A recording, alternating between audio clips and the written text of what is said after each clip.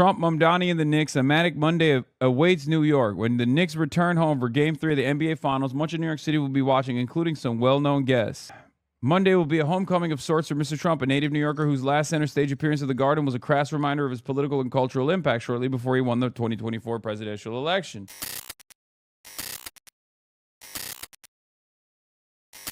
But all of that we will find out about tonight. Game 3, the most important game in the conference, partially because I do genuinely believe that New York City, and I mean this sincerely, has gotten too many amenities. It's too good out here, folks. I'm going to tell you right now, I was walking down the street. First of all, it's a beautiful day. Like 75 degrees and sunny here. Okay? They already have Zohran Mamdani. He's already been cooking. There's a wonderful slate of candidates. New York City DSA. They're also cooking. So we got all of this. I'm here to see it with my own two eyes. I'm here to see the shine in my own two eyes, with my own two eyes. And I have seen it. There's obviously some dark magic at play. There's obviously some dark magic here at play. Let's be real. Let's call a spade, okay? Streets are clean. Crime is down. It's messed up. Now, having said all of that, Donald Trump truly is coming to the city to pick it up. I genuinely believe Donald Trump is here to pick it up. I hope he can't stop the New York City winning streak. We are about to find out if Donald Trump's presence will destroy the dark magic that New York has concocted so far. Because remember, if New York City if the Knicks actually go on a winning streak and continue the winning streak at Game 3 and Game 4, I believe it might be setting a new record. I don't think any team has done what the New York Knicks will have accomplished. 2017 Warriors 2016 won 15 straight, winning by the largest margin, too, of all time. Warriors got close, but even they didn't do this. Why aren't you going? It's going to be a massive, spectacular event. Well, 2 reasons. 1, Will Neff is not here tonight. I was going to go. We were supposed to go. But Will's actually flying in tonight, so he's not going to be here. And I'm not going to go by myself. 2, once Donald Trump actually came out and said he would be in attendance, that's when I soured from the entire process because I felt like it would be too much of a hassle to even get into Madison Square Garden. Didn't want to risk like not even being able to get into Madison Square Garden because I imagine, imagine dumping like 10 grand on a ticket and then Secret Service is like, yeah, you're on a list and you can't actually attend this game. Yeah, I'm not going to do that. Okay. I will be going to Game 4, however, so get excited at that. Also, I'm a chud-ass loser. I'm a goddamn chud-ass loser. So remember that. In any case, ladies and gentlemen, let's keep blasting off. 10K, you must be slumming it. Oh, dude, the tickets. Have you guys seen them? The $8,000 tickets were the cheapest ticket, like $9,000 tickets were the cheapest available tickets. And they were the worst tickets. Like straight up, the worst possible tickets are going for $9 grand. And I was having this conversation with a friend earlier, and I speculate that the booze will be raucous, will be thunderous inside of Madison Square Garden. And he actually brought up an interesting point. He said, honestly, the lower level tickets entirely comprise of some of the wealthiest New Yorkers, and therefore it will be cheers alongside the booze. And I don't think that's the case. I still think that New Yorkers, the wealthy finance bros and whatnot, the people that are capable of purchasing those tickets are still haters of Donald Trump at this point, partially because he's done too much money molestation. So I don't even think the finance bros with him like that, especially the finance bros in New York City. So yeah, I still believe that the booze will overpower the cheers. And I think that a lot of people inside of Madison Square Garden will be far too worried to even cheer on the president. They'll say, not my president. But of course, very crowded arena, very crowded situation, very crowded city. And Donald Trump is it up for New Yorkers aggressively. No walking allowed in the heart of Midtown for Monday's Knicks game. Closures in effect starting June 8th at 4 p.m. Eastern time. So it's like in the next hour and 15 minutes. In the next hour and 15 minutes, you are not allowed to walk near Madison Square Garden. No one will be allowed inside the secure area unless you have a ticket to the game, a train ticket, are going to a business inside the area, have credentials, or have some other authorized reason to be there according to the New York Police Department. This is unheard of. Okay, this is totally ridiculous. It makes no sense. It's going to be unbelievably costly. I suspect that there's going to be a lot of taxpayer funds allocated to the New York Police Department to section off this entire area. Fuck it, unwalks your walkable city. Yeah. A 1 hour wait to go to work. Employee line at Madison Square Garden this morning. 1 hour wait. Knicks fans, get there early. I really thought that the 2 hour wait lines to get into Madison Square Garden as a, ticket holder was an exaggeration. Now I don't even believe it's an exaggeration. So that was the other reason why I didn't want to go either. Because what am I supposed to do? Stream for an hour from New York on Monday just so I can go watch Game 3? No thanks. What are your thoughts on Trump maybe coming to one of the NBA Finals games next week? Hopefully he doesn't. New York's been suffering long enough. Without a championship, he can stay out and we can maybe get through this one without any bad luck. Honestly, that gets me very excited. I think that President Trump attending one of the games is huge for New York and the United States as a whole. Chud-ass loser, dog. Dude, oh my God. Oh, dude, that's my president, dude. You're supposed to be excited. Okay, bro. Okay, Amari Stoudemire. Calm down, okay? Calm down. Let's go Trump. Yeah, so I just feel like right now, like you can see behind us, like the energy's just really happy, lively. New York is alive. Like energy's really up there. And I just feel like if he comes, it's going to be really strange. Like it's going to be a big downer. Like New York is filled with such diversity and a lot of the stuff that he doesn't stand for is here. So why is he coming here? I don't honestly have a positive or negative quotation to it, but I think it would be pretty funny. I think we get a lot of laughs out of people. Hey, let him come. We're going to boo the out of you, bro. Like, let him come. As a Knicks fan, What the? Hey, let him come. This is a Toronto man's. I'm sorry. You cannot convince me that that's a New Yorker, bro. Laughs That's a out Toronto to it, but man's I think right it would be there. pretty funny. That's crazy. He thought he was slick. Please fix your time dying here. What the are you saying? What? Fix your tie. Holy, it's killing me. What's wrong with the tie? It's fine. What do you mean? Fix your tie. Oh my God. Full Windsor or bust. That's why you were banned from the UK. Holy shit. Laughs out of people. Hey, let him come. We're going to boo the out of you, bro. Like, let him come. as a Knicks fan, we don't want the distraction. We're taking it one game at a time. It's 0-0. We want the win. We're focused on basketball and nothing more. What are your thoughts on Trump maybe coming to one of the NBA Finals games? Full Windsor is dog shit. Yeah, it's single Windsor, and it's fine. Okay, everybody, shut the fuck up about my sartorial choices. Unless you're here to tell me that it's actually a banger fit, I don't want to hear from you. Okay, but yeah, this is classic Trump.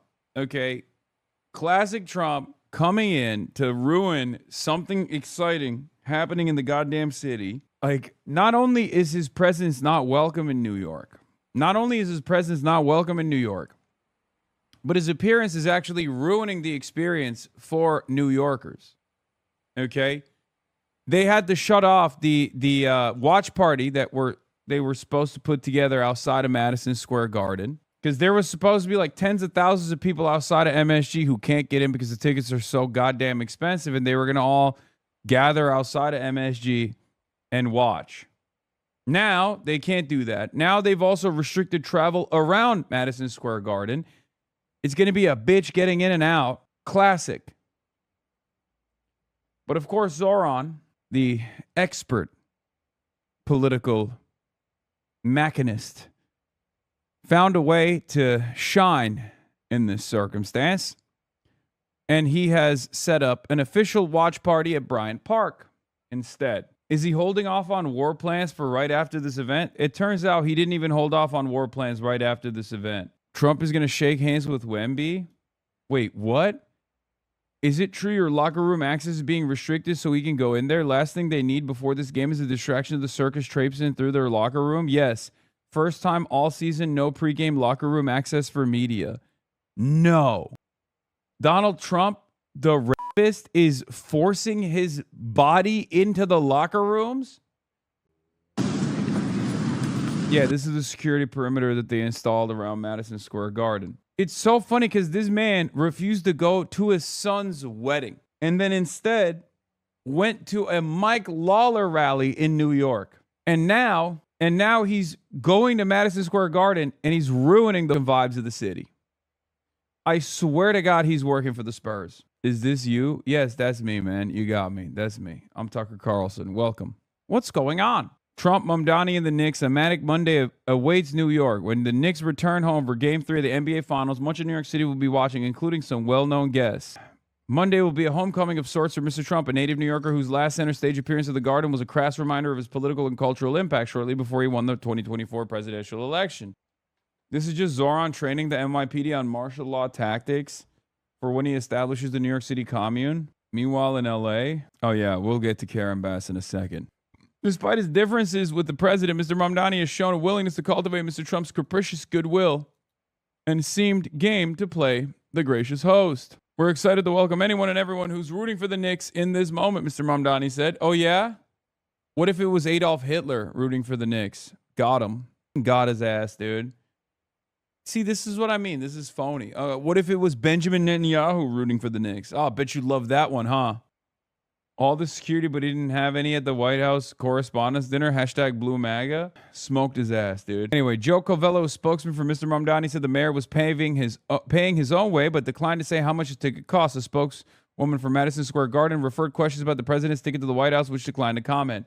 I believe Zoran came out today and actually mentioned that he paid $1,000, which, again, this guy's supposed to be a faillennial, okay? Talk about a working class hero over here. Paid $1,000 for standing room only ticket at Madison Square Garden, which I didn't even know there were standing room only tickets at Madison Square Garden, but it turns out there are. Okay. For the record, I want to remind you that Eric Adams has literally done courtside seats at MSG as the mayor. If Zoran were to do that, they would assassinate him. Okay. Mr. Trump, when asked about the exorbitant ticket prices, suggested that Knicks fans were victims of the team's success. He offered a cheaper solution. They can watch it on television, the president said on Friday to reporters on Air Force One. It's sort of semi-free to watch it on television. That's the way life goes. Anyway, so yeah, he basically said sucks to suck. Also, I suspect Donald Trump will be in a box. I don't think he's going to be courtside. That would be pretty crazy. So yeah, he has attended stuff like this before. He's usually in a box. Not sure which one. But yeah. Bro, will you meet Scott Libido? Scott Libido, my biggest fan. He'll be outside. He will be outside Madison Square Garden with a big placard that says Zoran Mamdani is a liker. Mamdandy. He will be with his placard. I assume he'll be with Dolan. True. Just want to let you know, by the way, that's just how it goes. Every day this guy says America deserved 9/11. Every day he wakes up and goes live on his fucking broadcast and says America deserved 9/11. And now he's in my beautiful city of New York. What is he doing? Box seating for entertainment in New York City has historically been the safest place for presidents. ... That's funny. Anyway, we're not making jokes like that. Obviously, we're just monitoring the situation. I'm not making any inferences. I'm not making any statements. That's all I got to say. There he is with our boy, by the way. Anyway. In recent weeks, Mr. Mamdani has incorporated Knicks fandom into his political messaging. That's so funny. Yo, there's something really funny about the way that like the New York Times reporters are writing, like the politics beat reporters are writing about the Knicks, where you can like hear the nerdiness come out. You know what I mean? Here is Zoran Mamdani incorporating Knicks fandom into his political messaging. Like, sick. Or as a lifelong New Yorker, he's just appreciative of the Knicks in general. It makes sense, you know? Here he is, a basketball enthusiast. Okay, follow me. Trump shows up courtside where at the last couple of seconds the foul is called. The ball flies off him in the chest. The crowd goes nuts. Last minute clutch by the Knicks. The uproar shatters the windows in a 2-block radius. Socialism is won. The country can begin to heal. Anyway, I will be watching the game with friends. But Knicks fans could. Let's get started here. Let's get started here, folks. We're obviously going to be talking about the election stolen conspiracies from Los Angeles, California as well. You already know. But let's get started with Knicks lead NBA Finals as Trump set to attend Game 3 in New York. Not be having more fun at the NBA Finals. Here they are going absolutely bonkers Friday night after that Game 2 win. Now Game 3 is tonight, and it is the first NBA Finals game at Madison Square Garden in 27 years. President Trump also plans to be there, and so will superfan Ed O'Keefe. Now, he predicted the Knicks would sweep the conference finals, and they did. Yeah. Ed O'Keefe, are you calling for another sweep, my friend? I'm not predicting this time. I'm just going to say that you're wrong about what's going to happen here. Okay. And I'm just pleased to leave it at that. But I am pleased to say that I'll be attending tonight at least with a press pass, and thank goodness, because right now the highest ticketing price, $180,000 for a seat to this game tonight. The lowest resale price, about $5,000 if you can swing it. One other person who will be attending tonight is the President of the United States, who history reminds us is a legitimate New York sports fan. I've been waiting for this. There's nothing in recent history that's united New Yorkers quite like the Knicks. Yeah, we got it. Up 2 games on the San Antonio Spurs in their best-of-7 series. They're not coming here, and they're not taking any games. Third game got to be right like it's the last game. The city is so into it, they've repainted the subway entrances, lit the skyscrapers orange and blue. The mayor even excused kids from early bedtimes so they can watch. Bedtime is repealed. The fandom is so intense when Elmo from Sesame Street said he hopes both teams have fun. Even the city's transportation department threatened to remove street signs honoring his TV home. And tonight, among the usual celebrities at Madison Square Garden, the President of the United States. Has anyone ever had this kind of a run? Yeah, they're not playing around. Also, the people that wanted to see the suit in full display, here you go. Boom.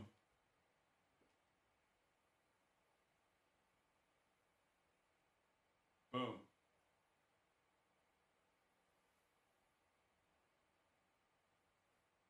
Look at that.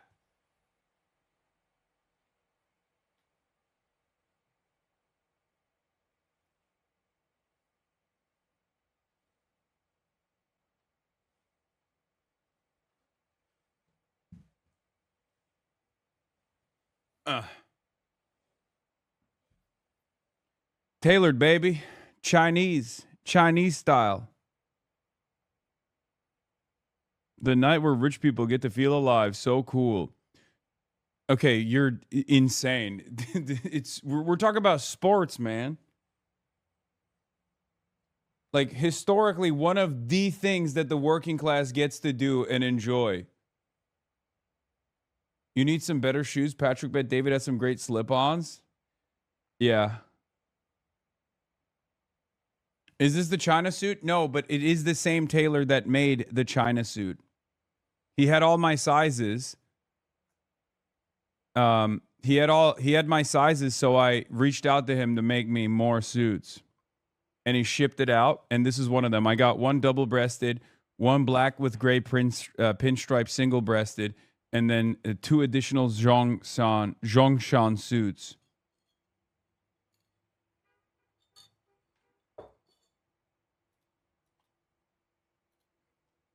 Anyway, let's continue. The New York native sat courtside with his then and future wives for the Knicks' last hot streak in the 90s and talked up his fandom in a 1994 interview with CBS News. I think that New York is just hot, and I think that the teams are hot, and whether it's... God damn, he used to look like shit even back then. It's kind of crazy. Was there ever an era where he didn't look like shit? Was there ever an era where he did not look like absolute dookie? Also, as far as New York being hot goes, like, yeah, it's hot. It's hot right now, straight up. New York hasn't been this hot in decades, and it has nothing to do with Donald Trump. As a matter of fact, it has everything to do with the opposite of Donald Trump, where Donald Trump is ruining everywhere else, around the world, really. With one exception, he's allowed New York to exist and survive. Mamdani has turned it around. It's the Yankees or the Knicks or the Rangers or the Mets. Somebody's going to be winning. But the cost of tonight's tickets might make even Wall Street bankers blush. 5, 6 figures for top seats, something that bothers. That's bullshit, by the way. Nope. That literally is not $5,000 right now. Those tickets, we looked at it on stream. I've looked at those tickets myself. Those tickets are straight up $8,000 or $9,000. This is literally New York right now. Yeah. Dolphins under the Verrazano, scene from New York City Ferry. Zoran said he got his under $1,000. Yeah, I know. I think, well, first of all, I think when you're a mayor, you get certain amenities. And one of them is, there is, I assume there's like a lottery system, and he probably was able to win the lottery system. And that's how he was able to purchase a ticket for $1,000. That's what I suspect. Bankers blush. 5, 6 figures for top seats. Bro, look at that. Courtside seats. Not even courtside, by the way, actually. Not even courtside. Behind courtside is $188,000.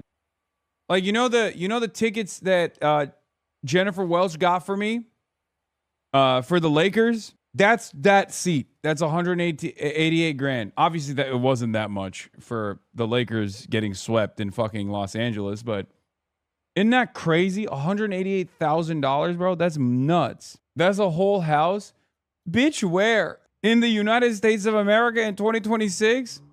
That's maybe an outhouse in Alabama at this point. Yeah. Seats, something that bothers Knicks guard Josh Hart. A lot of people who are been waiting for this moment for a very long time, unfortunately aren't able to get into the building. For them, the president had this suggestion. They can watch it on television. The president's attendance tonight has the Guard and the NYPD and the Secret Service telling ticketed fans to... The Midwest, you dingus. Dude, this is so funny. $180,000 in the Midwest is still going to be a fixer-upper. Okay? It's 2026, man. What is this conversation like? Sure, I get it. I'm out of touch. I live in Los Angeles. I live in a fucking Omega mansion, perhaps the most expensive house that's ever been sold. But like $180,000 to purchase a home in middle America is still gonna be a stretch. Okay, that's like today's housing market conditions imply that you're not getting a fucking single family home at $188,000 pretty much nowhere. You live in New York, bud? I don't. But thank you for assuming that. Pretty much, I pretty much do. Yeah, Central Ohio here, 200K ain't shit for a house. Go on Zillow right now, you're delusional. My friend's got a 5-bedroom in Ohio for $150K. Only needed a new central AC and roof. Again, that's why I said you can get something for $188K, maybe if it's a fixer-upper. Like, you need to put some significant funds. You need to deploy some significant funds to fix it up. And we're talking about houses. We're not talking about an apartment or a condo or something, okay? Yeah. My house was 160 in Tennessee, but the floors are falling in, and I sometimes get a little hate crime in my neighborhood. Show up at least 2 hours in advance. Leave your bags at home because of the enhanced security screening. Guys, I don't know. Would you spend $180,000 to see your favorite team? No, I have on my Knicks dress, go New York, go New York, go. But no, I wouldn't spend $180,000. That said, I really want to go. As I sit here right now, and I don't have a ticket, but I'm still working on it. But you're right. Let's go back to Nate for just a second, who predicted San Antonio in 7. That's Are you right. still sticking You have to walk by around that? the city. Are you still sticking by that? Yeah, I'm sticking by that. No. I mean, I'm going to Antonio rescue 7. you because you Security! Crazy man! Living in the Midwest and houses by me literally have appreciated by 100 150K in the last 2 to 3 years. Yeah. Hi, Mr. Mayor. 2 quick questions. How are you? Good. For your own Knicks That's a crazy tie. I like it. tickets, can you tell us who you got them from and how much you paid for them? Number two, I saw the Bloomberg reporting about the borders are talking about a surge coming to New York City, and I was wondering how much you were made aware of that, and if you have any comments on how the city is going to respond. On the first question, I bought my tickets for nearly $1,000 from Madison Square Garden. I'll be going to tonight's Game 3, and I'll be standing for the duration of the game. Yeah, he's not even in the standing room only tickets, which I didn't even know existed in Madison Square Garden. But he's actually going to be standing up and saluting. Not the president, the real president, Brunson. He's going to be standing up and saluting Brunson the entire time. That's why he's standing. He's like, that's the real mayor of New York. 0 other candidates will be asked this. Love being on the left. I know. It's so funny. When you're a socialist, you live by very different standards. Okay? And these are standards that other socialists would apply to you as well. You every waking moment as an out and about socialist is another opportunity to showcase that you are not you're to showcase how real you are, okay? Like, he's the motherfucking mayor. Previous mayors have sat courtside at Knicks games, okay? If you think Eric Adams, if Eric Adams was currently the mayor of New York City and this exact same run was happening, if you think that he wouldn't be sitting courtside slammed between Jay-Z and Fat Joe and Timothy Charlemagne, you're out of your dang mind, okay? But because he's a socialist mayor of New York, he's like, yeah, of course I'm standing. And don't worry, I'll get whipped by every working class New Yorker before entering the fucking arena, okay? And not a single goddamn person would say shit about Eric Adams sitting courtside either. They'd be like, oh, look at my mayor. He's so swagged out. He's so New York. Yeah, look, slumming it in the 10K seats with the working class. Chief of Staff for Bernie Moreno, by the way, who's saying this. Unc, Jay-Z's not a Knicks fan? Oh, yeah, he's a Nets fan, right? My mistake. I fucked it up. Whatever. Timothy Charlemagne is. And so is Ben Stiller and Fat Joe. Okay? Whatever. Spike Lee. Dinner with Jay-Z or $180,000? Man, I don't give a fuck about having dinner with Jay-Z. Where are you sitting, dog? I'm not here. I'm not sitting anywhere. Just admit you have no ball knowledge. I mean, it's not a secret. I don't really give a shit. I'm a fucking bandwagoner. You think I care? Goddamn nerds. Oh my God. Whoa, you're wearing that t-shirt. Name 5 songs. How about 0 songs? How about 0 songs that I can name? I don't give a fuck. Yeah, I'm a bandwagoner. You think I give a shit? That only matters if you have something to prove. I have nothing to prove. I don't even listen to fucking music. Do you understand the level of autism that I demonstrate on a daily fucking basis on my 8-hour politics broadcast? You think I give a fuck about coming across like I'm a real a diehard fan of anything? This is my life. I'm a fucking chud-ass loser. I wear it on my goddamn sleeve. I'm not LARPing. I'm openly telling you. It triggered him so much. No, not even. Not even. I'm a fucking robot, dude. Yeah, President of Sex also responded to Donald Trump. But let's finish the Zoran one, and then we'll get to President Sex. Okay, I don't want you guys to get too horny 1 hour into the broadcast. This was like I have a dream speech as a fellow autistic. On the second question, we have heard time and again threats of increases in immigration enforcement across our city. I want to be very clear about the fact that I believe that ICE raids are cruel. They are inhumane. They do nothing to serve in the interest of public safety. I've shared that directly with the president. I've shared that in public. It is a feeling that many New Yorkers share. And I also do believe that ICE as an entity is one that should be abolished and that we should return to an immigration system that has more humanity at the heart of it. And, as much as this is an off-topic question, we're also discussing the World Cup. The World Cup is supposed to be a celebration of the world as a whole.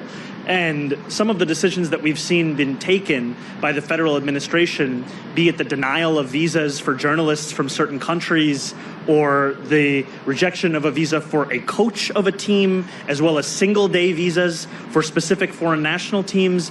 This is anathema to what this tournament is supposed to be about.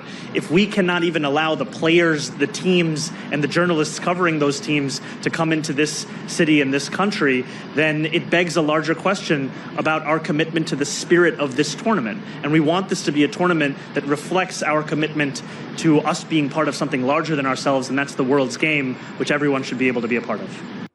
Good, thank you. Great take, by the way. And yes, not the first, nor will it be the last time that FIFA is cooperating with a fascist state, obviously. But there is a palpable irony, a sad irony to hosting a worldwide affair, which is supposed to be a celebration of internationalism in the heart of American empire, while the United States of America is engaging in such egregious actions against migrants of all different backgrounds and tourists of all different sorts. And yes, they have already, from what I understand, they've literally barred entry to a referee from Somalia. You know, visa denials are coming in. The World Cup is here. Not everyone is welcome. As the FIFA World Cup gets underway on U.S. soil, a pattern of visa denials and border incidents is casting a dark shadow on the tournament. From Iraq, striker Ayman Hussein was held for nearly 7 hours at Chicago's O'Hare Airport, notorious for the fucking Customs and Border Patrol detention process there. Your boy got fucking nabbed there too. Upon arrival for a pre-tournament friendly, the team's photographer was denied entry outright over what U.S. Customs and Border Protection described as vetting concerns, with no further details provided. Iraq is making its first World Cup appearance in Chicago Sun-Times. From Morocco, at least 90 fans from two major supporters groups were denied U.S. visas ahead of the tournament, most under a clause citing doubts about their intention to return home, despite documented travel histories to Russia in 2018, Qatar in 2022, and the Paris Olympics. Some lost tens of thousands of dirhams in non-refundable bookings. Somalia, FIFA-appointed referee Omar Artan was denied entry to the U.S. and immediately sent back, according to journalist Romain Molina.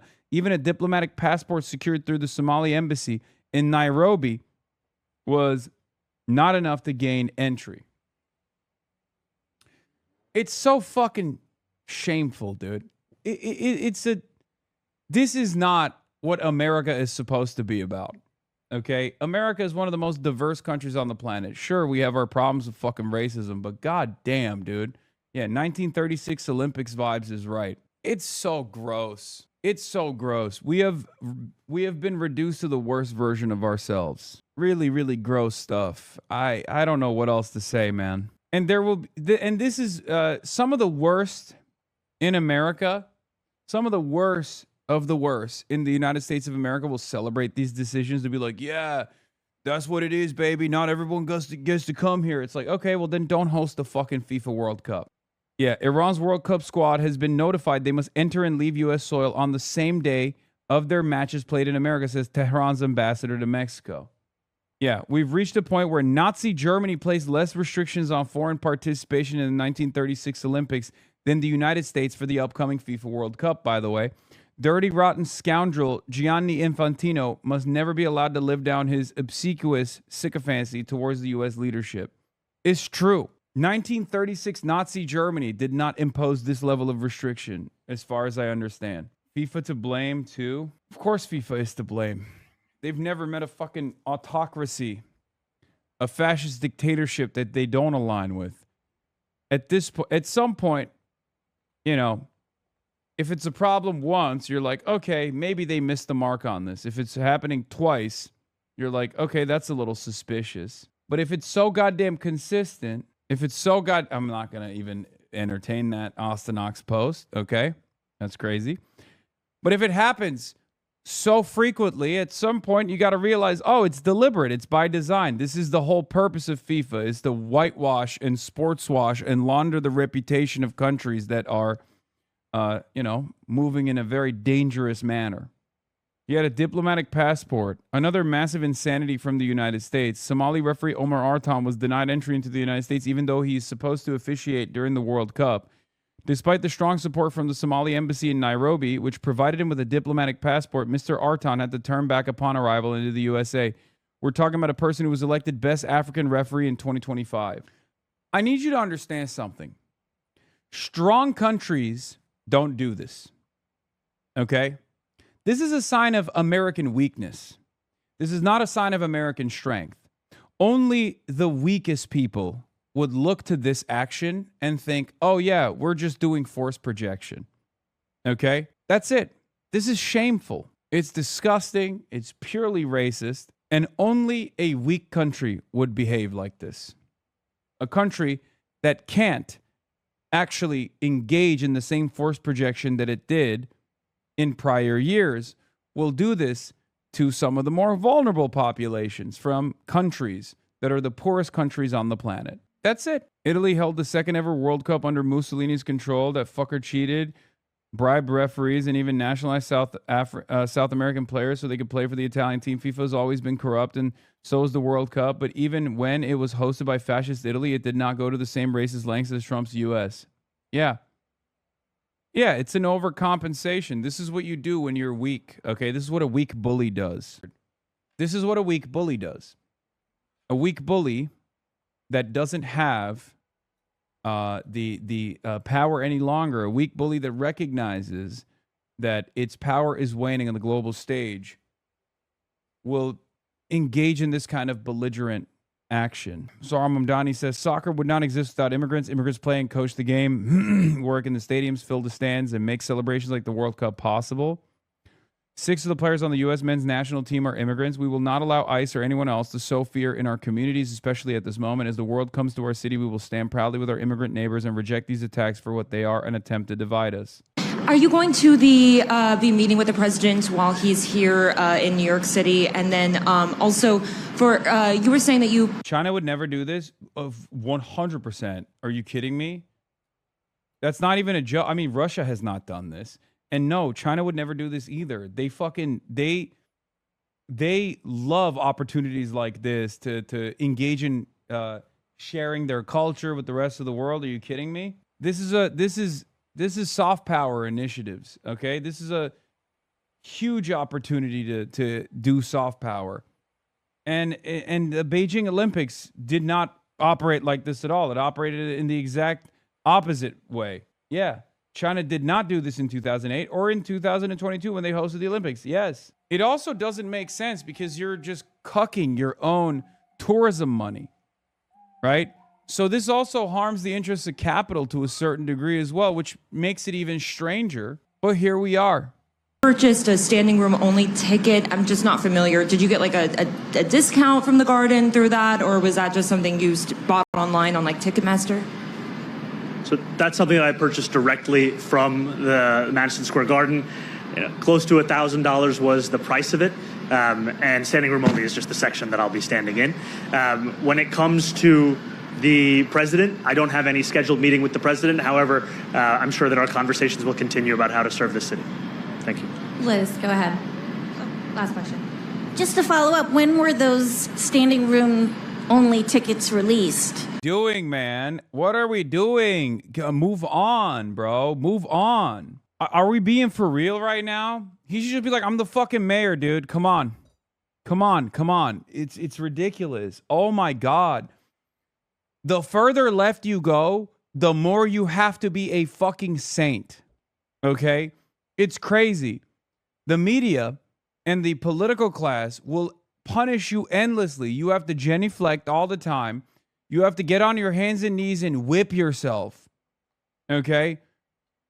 What is this question? Like, oh, how did you purchase it? How did you purchase from the Madison Square Garden? How'd you get it? Like, they're trying to obviously say that he used his position as mayor to get a ticket that should have gone to a working class New Yorker that had the capacity to purchase a $1,000 ticket. It's so crazy. And it only goes in one direction. Remember, the double standard here is so glaringly obvious. And it's one that I've talked about so much. I know from my position, it's like, oh, Hasan, you're just doing this because you're defending your boy. Or you're going to say, oh, Hasan, you're doing this because you're a fucking hypocritical rich socialist. It's like, no, man. That's not the reason. I'm sick and tired of this fucking bullshit where we let the right do whatever the fuck they want, but the further left you go, the limitations are ridiculous. Would you apply this standard to any other politician? Would you be like, oh, how did you actually purchase the ticket? Explain how you purchased the ticket. We found the working class New Yorker that was supposed to get this ticket in your stead. Address this person now. Why did you steal this ticket? He's not only a working class New Yorker, it turns out it's a paraplegic orphan, as a matter of fact. You stole that ticket from a paraplegic orphan. How do you live with yourself, Mayor Mamdani? It's just like, can we dial it back? Can we be fucking normal for a brief moment, please? What the hell are we doing? Yeah, the paraplegic orphan was also Jewish, by the way. Classic anti-Semite, Zohran Mamdani. Why is nobody asking the president why the fuck he's in Madison Square Garden while he's literally ruining the global energy markets, ruining the American stock market, molesting the fucking money, destroying the goddamn planet? Why is nobody asking him that question? Hey, man, why is nobody asking Dolan that question? Hey, why'd you invite this fucking asshole to your box? No, because that's the president, and he's also right-wing. So, obviously, you get all the fucking amenities. You get all the goddamn amenities. You can do whatever the fuck you want. And the media will sit there and be like, well, he's the president, and he's also right-wing, so obviously he gets to do this. It only goes in the leftward direction, right? And I've talked about this even, like, I have no investment in defending Gavin Newsom. I have no interest in defending the liberal Democratic Party and the centrists in positions of power.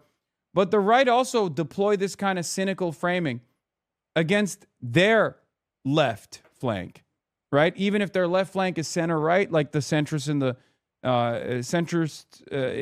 in the Democratic Party, they will always do this. It only goes in the leftward direction. It can never be deployed towards the right. Or even if it is deployed towards the right, they just go shut the fuck up and they move on, and no one in the base turns around and goes, hold on now, that's actually a sincere request. And it's very frustrating. This kind of stuff only works if you are trying to be the best possible person you can be. It's so weird. It's so cynical. We don't ever like give breathing room to our leftist politicians. You're a big Knicks fan, obviously. President Trump is going to the game tonight. Your reaction to that? So I've had a few things to say about Donald Trump going to the Knicks game. And at this point, it's game day. And I think Knicks fans just want to enjoy Game 3, the first home game that we've had in 27 years. But it also is not clear to me that Donald Trump is a big Knicks fan. I mean, does this guy even know the difference between Karl Rove and Karl Anthony Towns? Mic drop. Oh my God, I'm flicking my bean right now. I know what I'm going to... God, he is so sexual. He's so fucking hot, dude. Come on. Don't even do it. Don't even do it. He's got the most aura, and you fucking know it. All right? He's got the most aura that any politician has ever had. He's got more aura in his pinky than you have in your entire fucking body. That's my goat right there. That's my sexual panther right there. That's a legend. I don't think so. He's just injecting himself into the NBA Finals because he always has to bring the MAGA circus into town. And that's unfortunate. Thank you, everyone. Also, Donald Trump does know who Cat is. He's actually defended the president Cat. of the United States, Donald John Trump, may be more hated in his home state. Anyway, Holy Toledo time, ladies and gentlemen. Holy Toledo. How unpopular is Trump in New York ahead of his Knicks game visit? Like I've said, I think Donald Trump's going to get booed into oblivion. I want to watch the game tonight, and I want to see first a camera on Donald Trump with thunderous boos, okay? And then I want the camera to be pinned on Zohran Mamdani with cheers. So loud you can hear it from Hoboken, no joking, okay? That's what I want to see. I want to see that juxtaposition. Someone needs to make this happen. They need to identify where the fuck the president is and where the fuck the real president of New York is. Okay? Back to back, You will be remembered as a legendary camera operative. Someone needs to do that. ESPN will probably do anything but. I need to see this happen. Put that motherfucker on the Jumbotron back to back. Put both of them on the Jumbotron back to back. See how New Yorkers react to two different types of political representation. Of New York than the San Antonio Spurs. Because what are we talking about here? Let's take a look here. Trump's not approval rating in New York State. You know, you go back to January. Bro, I think they're just straight up gonna call him a pedophile. I think they're gonna say pedophile president. I think they're gonna chant pedo president when Donald Trump's on the Jumbotron. Okay? There's 0% chance. This motherfucker was getting booed at like college football games, man. That's his demo. Young college white men. Young college-age white men watching college football were fucking screaming at him, flipping him off and shit. There's no shot. There's no shot he gets a pocket at Madison Square Garden, dude. January 2025. It was, you know, not so great, but not so terrible. 5 points underwater. But look at where he's fallen to now. He is now 30 points underwater on the net approval rating. Yeah, Trump gets booed at national parks. Like, objectively better vibes having places that Trump gets booed at. In his home state of New York, a massive drop-off we have seen in his popularity in the Empire State. And it's interesting, when you dig into some of these numbers, there were some groups, even in this very liberal state, that the president was doing well with. Yeah, okay. You know, a lot of the people who might be getting screwed tonight, especially with that watch party getting canceled, are working class New Yorkers. And those are the voters who have turned most against the president of the United States. Okay, Trump's approval rating in New York State with incomes under 50,000. You know, back in January 2025, he was actually slightly above water, 1 point above water. But hey, 1 point above water is better than 1 point below water. But look at where he is now. A dramatic decline. My goodness gracious. Right down there into the Hudson River. He's now 36 points underwater, nearly a 40-point move against the President of the United States with working class New Yorkers, those with incomes under $50,000. And that is matching what we're seeing nationwide as well. And that is the President of the United States. Disproportionately, he is losing support among working class Americans, and he's disproportionately losing support among working class New Yorkers. This is a pretty good number for January 25. Yeah. This isn't. No. It's dropped a lot. One is good, one is really bad. Okay, so New York's a big state with a lot of congressional districts, including a few swing races here. How are the congressional elections looking in this state? Yeah, okay, so, you know, you go back 8 years ago, New York was a very bad place for Republicans in the midterm elections during Trump's first midterm election. You look at the generic ballot in June of 2018, Democrats were ahead of it by 15 points in the Empire State. Look at where it is now. Democrats are even doing better than they were doing 8 years ago at this point. They were ahead by 19 points right now, and this 15 point, this led to a 3. You think the rich will boo him? Yes. Yes, I do. It's not exactly going to be a working class crowd inside of Madison Square Garden tonight. And even then, I still suspect that they will boo him. Why? Because he's been molesting the money. And when he's molesting the money, he's molesting the rich people's money too. And this is New York City.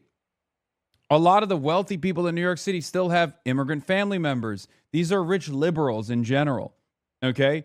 I think some of you forget that there are plenty of wealthy liberals in this country, big libtards, okay? Who do you think is going? Like, think about it this way, Ben Stiller. You think Ben Stiller's the type of guy who's not going to boo the motherfucking president? Are you insane? The New York City elite don't fuck with Trump either, except for obviously the team owner, but... What is this new Twitch CCV cap update? Earlier this month, we shared plans to cap CCV on channels. Our systems detect are receiving sustained, significant, inauthentic traffic, and will continue applying those caps as part of our ongoing ViewBot detection work. Now we're introducing a new optional view count cap feature that creators can use if they believe they're being targeted by bots. Set a cap based on your normal audience size, and we will cap your CCV to match that value. You could turn it on ahead of time as a preventative measure or enable it during a stream if you think your channel is being targeted. The optional cap stays in place until you turn it off. Partners will have access to this feature to start, and we plan to expand to our wider community soon. Note that you aren't required to turn the self-cap on. This feature is being offered to you to use as you deem appropriate, and you can use it as your own at your own discretion. We'll continue to explore ways to target view bots and protect our community from the botting across the board. To apply the optional cap, head to your navigate settings and stream manager. Why would anybody use this? I just don't understand it. Like, I've been viewbot targeted before. I've been viewbot targeted recently when I had Stavros on, when I was at like 200K or something. And it's just like a waste of time. I wouldn't, what am I supposed to do? Cap it at 35K? You know what I mean? Like, what if there's 38,000 people watching at that point? I don't fucking know. They should just do it themselves if they really want to do it. The plan is to eventually force the cap if someone is constantly botting and not turning the cap on for themselves. I mean, yeah. If someone keeps botting me and they just do it, then yeah, I'm happy with that. This does seem pretty dumb. What's even the point of the display number? It's all about how it affects chat or real eyeballs. I know. I mean, they have no good solution for this problem. And I appreciate that they're trying to fix it. I just don't know how good this of a solution this is. You know what I mean? Let's continue. See, loss for Republicans is Democrats. Speaking of botted numbers, holy Toledo, everybody hates Donald Trump. Went on to gain the majority. Now, there are not as many competitive races this time around, but Mike Lawler up in the Hudson Valley has to be looking at a number like this and has to be shivering because it turns out what happens. Sub count should be your CCV cap? Okay, well, I've always had way more subscribers than I have live concurrent viewership because people are tuning in and out. Yeah. At the top of the ballot with Donald John Trump manages oftentimes to find its way to down ballot right races. Now we got I think Mike Lawler sees this and says, I'm not so hot to trot. And you talk about the governor's races. See? The logged in viewership number is at 27,826. That's a really solid percentage. That means that there's only 6,000 people that are watching that are not currently tuned like that are not currently logged in. Okay? There's a lot of passive viewership that's not logged in. But that's a normal percentage. There's anyway, the video is too loud and your audio is too low. I don't know why my fucking audio is capped at 30 on here, but well, at the top of the ticket, this is another thing that may drain Republicans as well. Chance that Democrats win the 2026 gov race, according to Kalshi, it was 74% back at the beginning of Trump's second term. Look at where it is now. Kathy Hochul, the Democrat, sky high, 91%. These are the types of numbers that really should make Republicans quite worried in Donald John Trump's home state, where, as I said at the top, he may be the only thing that's more hated in New York than the San Antonio Spurs. With us now, sports commentator Bomani Jones. He's the host of The Right Time with Bomani Jones podcast. Good to see you this morning. How do you think fans feel about this, having to arrive 2 hours before the game to get in because the president's going to be there? Well, I think that's the part that will probably cause people more problems, regardless of who the person is, regardless of what the reason is, right? Like, you're going to need to get there early. On the bright side,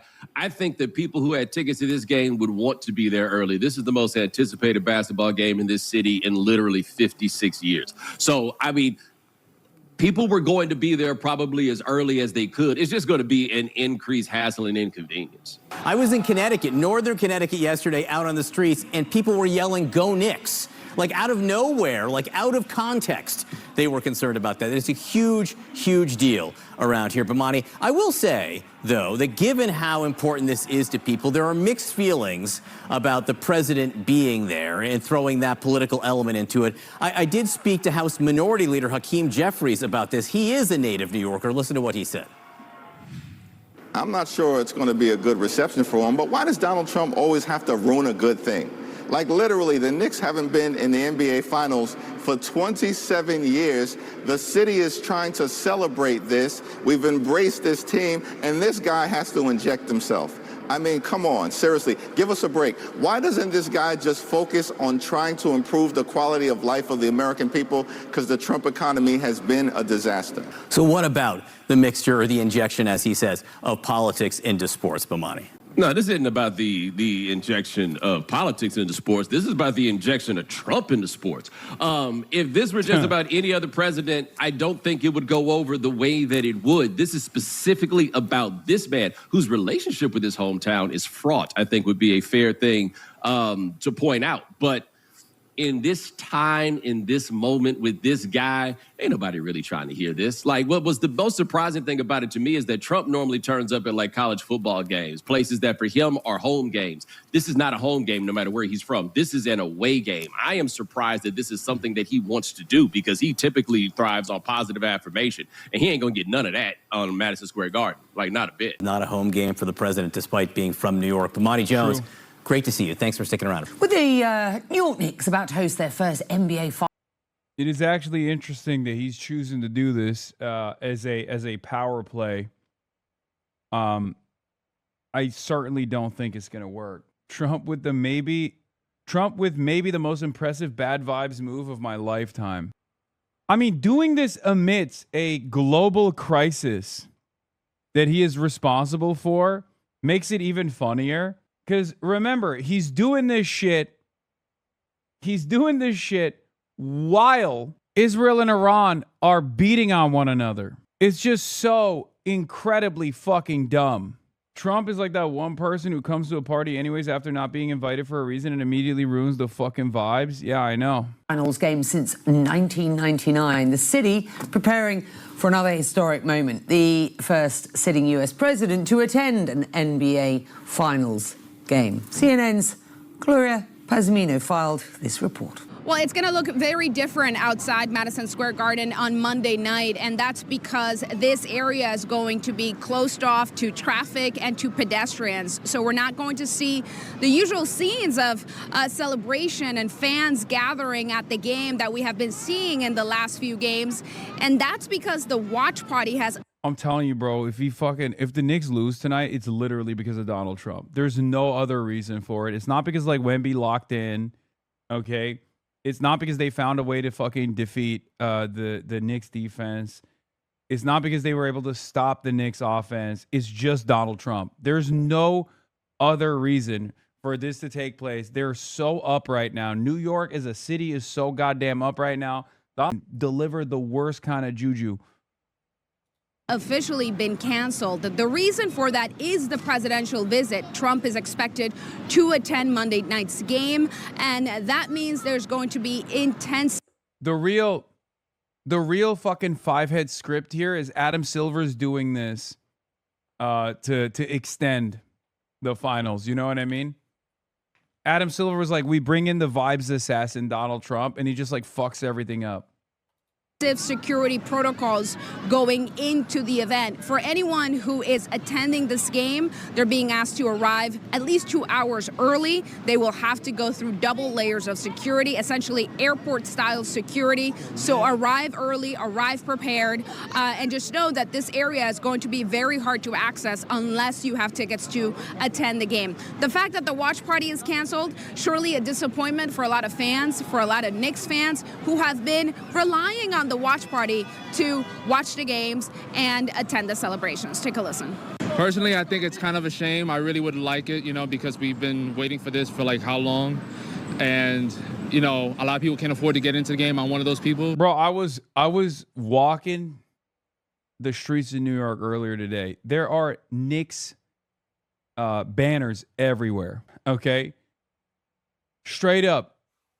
City looks and feels like Tehran when the IRGC is like striking Israel. You know when they do those like mass events outside where they're like, oh, keep bombing Tel Aviv, please. Like it literally feels like that, but for the Knicks. So I was actually looking forward.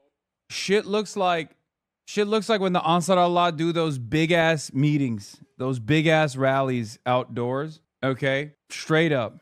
To going to one of these watch parties. This is a monumental day in New York City, and you're gonna cancel it. It's all right. We're gonna find a way, okay? If you guys know real New Yorkers, we gonna find a way. And like he could say he's a native New Yorker, but he doesn't live here, and he's kind of pooped on us for a while, and so like I think this is our time. And Maya Trump. Get fucked, loser. Who is this actually about? He's distracting from our time. We don't need that negativity. We need nothing but positive vibes. That was so un-New York to clean that word up and say poop. It was very nice of him to say. It was very nice. So that we could put it on television. But, there is no area in New York like being outside of Madison Square Garden after a Knicks game. Never mind. Yeah, I can see that. I can see being in the crosshairs of this vicious woman, Maya Higa.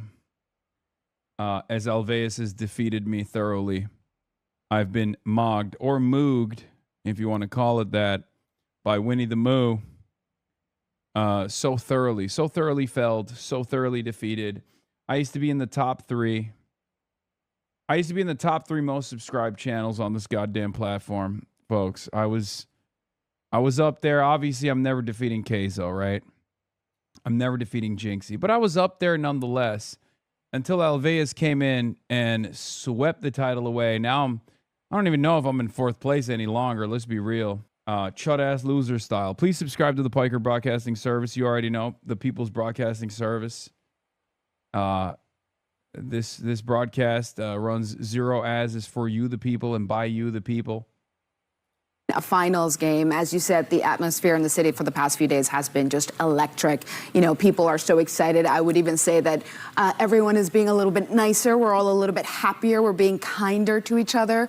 But there was a lot of folks that I spoke to yesterday who were not so thrilled that the president's going to be in town for this one, because it's going to mean, you know, there's going to be this massive security presence. The watch party's been canceled for tonight, so people who cannot get into the garden can't go to the watch party. There'll be other watch parties around the city, but I do think that, you know, it's going to be a very different kind of vibe inside the garden. You know, the energy, I think, will be on the game, on the Knicks. I think that's what true Knicks fans will be focused on. A lot of New Yorkers will be focused on, and we'll see what reception the president gets in that arena tonight. He is a New Yorker, but he is not a very popular or beloved New Yorker. Well, and you can feel it. I mean, we're not that far from Madison Square Garden right now. You can already feel not just the excitement, but the security intensifying, understandably. He's the president of the United States. He's not the only high-profile political figure who's going. The mayor of New York City is going. Listen to what Zohran Mamdani said this morning. I bought my tickets for nearly $1,000 from Madison Square Garden. I'll be going to tonight's game. You look sad. I'm not. Buddy, I'm in New York City. I'm in Mamdanistan. It's 76 degrees and sunny here. It's beautiful. I'm just tired. I flew in on a red eye to get here so I could do a bunch of different media hits beforehand, and I didn't get a lot of sleep. So that's it. I want to hear what, so we know what Zohran said, but I want to hear what Dana Fash has to say about Zohran purchasing that ticket. I suspect she's going to have something really cool to say. 3, and I'll be standing for the duration of the game. Standing room only, $1,000. It's incredible. And you know, I was on Instagram earlier, and there were reels that came upon my feed that were encouraging people how to boo inside of this. This is his hometown, so I think Madison Square is going to be absolutely lit tonight as both a sporting event and a political event. Go ahead. Oh, I'm just excited to be on TV talking about sports. This is about time. No, I mean, I have 2 kids, and my older son was sorting through his M&Ms this weekend and pulling out the blue and the oranges. Like, these are Knicks colors, and we're making sundaes. So even if he's not a Knicks fan growing up, he's becoming one all of a sudden. And just going back to Donald Trump, we mentioned that he isn't a Knicks fan. Dana Bash. And of course, as we know, Jewish New Yorkers are standing by the state of Israel. So how does this play into tonight's game and Zohran's attendance? Yeah, Zohran Mamdani will be standing by and watching the Knicks play at Madison Square Garden. Meanwhile, many Jews will be standing outside, hoping that the mayor doesn't engage in another heinous act of anti-Semitism, which, by the way, his standing room only seat was taken away from a Jewish New Yorker, and therefore I choose to assume that this was an anti-Semitic act. The ADL database has been informed. This will be logged as an anti-Semitic incident. What? After day 2, chat. After day 2. Oh, hey, chill. Okay.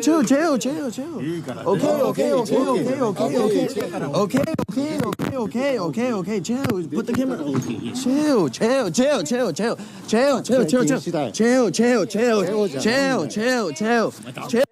Chill. What the hell is going on, bro? This is Japan. This is in Japan. We don't give a fuck. What happened? They used to be, the Japanese were way more chill. I feel like it's, the attitudes have changed. And it has been. And we went into the vault and found some photos of the president here is that Elliot Gould? With Marla Maples. There you see he's with Melania, Howard Stern, Bill O'Reilly. I also want to go even further. If we go back to 1999, yep, that's President Trump, or then just Donald Trump with JFK Jr.? I mean, look, this is going to be an iconic night. That was an iconic night. The last time that the Knicks were in the finals, 1999. The Knicks draw some of the biggest celebrities in New York. Spike Lee has been going to these games for longer than I've been alive, waiting for the big one. He might finally get it. Bro, am I crazy or is Dana Bash kind of glazing Trump a little bit? New York as it gets. And I think, to your point about sports and politics, I think, in this time that we're living in, we see that often sports can become extremely political. And I think we might see some of that on display tonight because it is the Garden, because it is New York. And people's emotions are running high about the president's visit, about the game, and about where we are right now. This morning. All right, now let's talk, now that we talked about Donald Trump. Oh, also, the last thing I wanted to show you is, Jews are not safe in New York. Jews in New York. It turns out Fat Joe was not lying.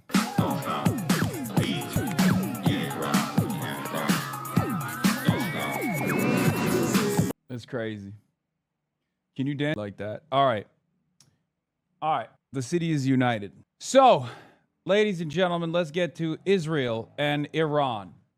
A lot of people are excited at the clash between the Spurs and the Knicks, but here's another clash taking place in the Middle East. As you guys know, yesterday, after Israel struck Beirut, in spite of Iran's warnings not to do so, Iran decided to take matters into its own hands and escalate and strike Israel proper, which they did. I covered it in real time. By the time I had ended the broadcast, Donald Trump was basically giving every Western and even some Israeli newspapers choice quotes about how he was the boss. He was boss baby, and that Israel had to abide by his commands. It turns out Israel did not play that game, however, and by the time I had ended the broadcast and was making my way to Los Angeles airport, Israel had already struck Iran. Israel then continued to strike Iran in spite of Donald Trump saying, no more striking. It's done.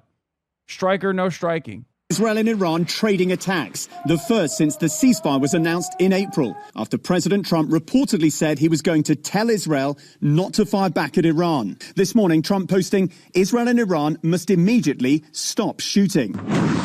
The situation spiraling out of control overnight. Iran firing multiple waves of ballistic missiles at northern Israel. Iran retaliating after Israel launched strikes Sunday against Iranian-backed Hezbollah in the Lebanese capital, Beirut. Israel saying it was responding after the militant group fired into Israel. After Iran's initial missile barrage late Sunday, President Trump getting on the phone with Israeli Prime Minister Netanyahu. Over the weekend, the president warning Israel not to retaliate against Iran. The president... Yeah, and his warnings were not listened to. If you recall yesterday, I said, I'll believe it when I see it. I was a little bit more restrained, although somewhat hopeful that Donald Trump seemingly was taking a stronger stance. But of course, as it turns out, that strong stance amounted to absolutely nothing.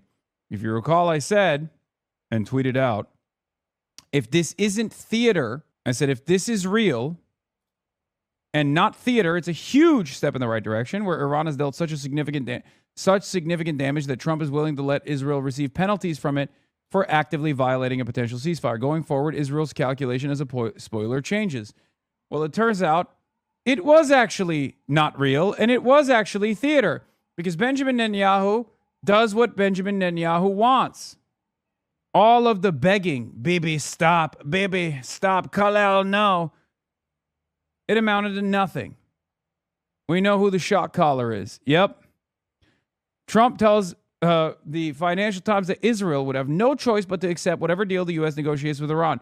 He won't have any choice. I call the shots. I call all the shots. Netanyahu doesn't call the shots. Yep. Turns out, buddy. Oh, buddy.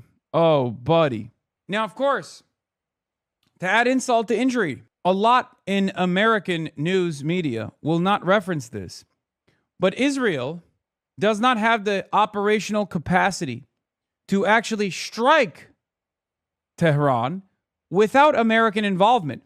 So even if America turns around and says, oh, we didn't have anything to do with this, I need you to understand that is a lie.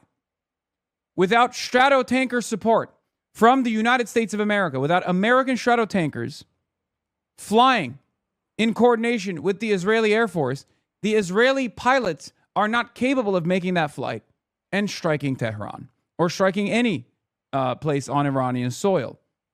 Israel does not have any Stratotanker refuelers. In order to make that trip, the American Air Force aided and abetted Israel in striking Iran. So not only did Donald Trump do this kind of song and dance where he claimed last night that he holds all the cards and he controls the shots, he's the real shot caller, Israel was able to do its bidding against Donald Trump's wishes, against Donald Trump's, public posture. And he was able to do and Israel was able to do this with American support. Reportedly telling Axios, quote, I'm calling Netanyahu right now and telling him not to attack Iran in response, adding, each of them had their fun. Israel had its strike and Iran had its strike. We don't need another one. But Israel did retaliate. This morning, the IDF saying it conducted a wave of strikes on western and central Iran, including a petrochemical plant. Also, the pattern of these strikes are also interesting from the Israeli side. The fact that they're hitting civilian infrastructure instead of trying to deteriorate the Iranian military capacity could mean one of two things. Okay?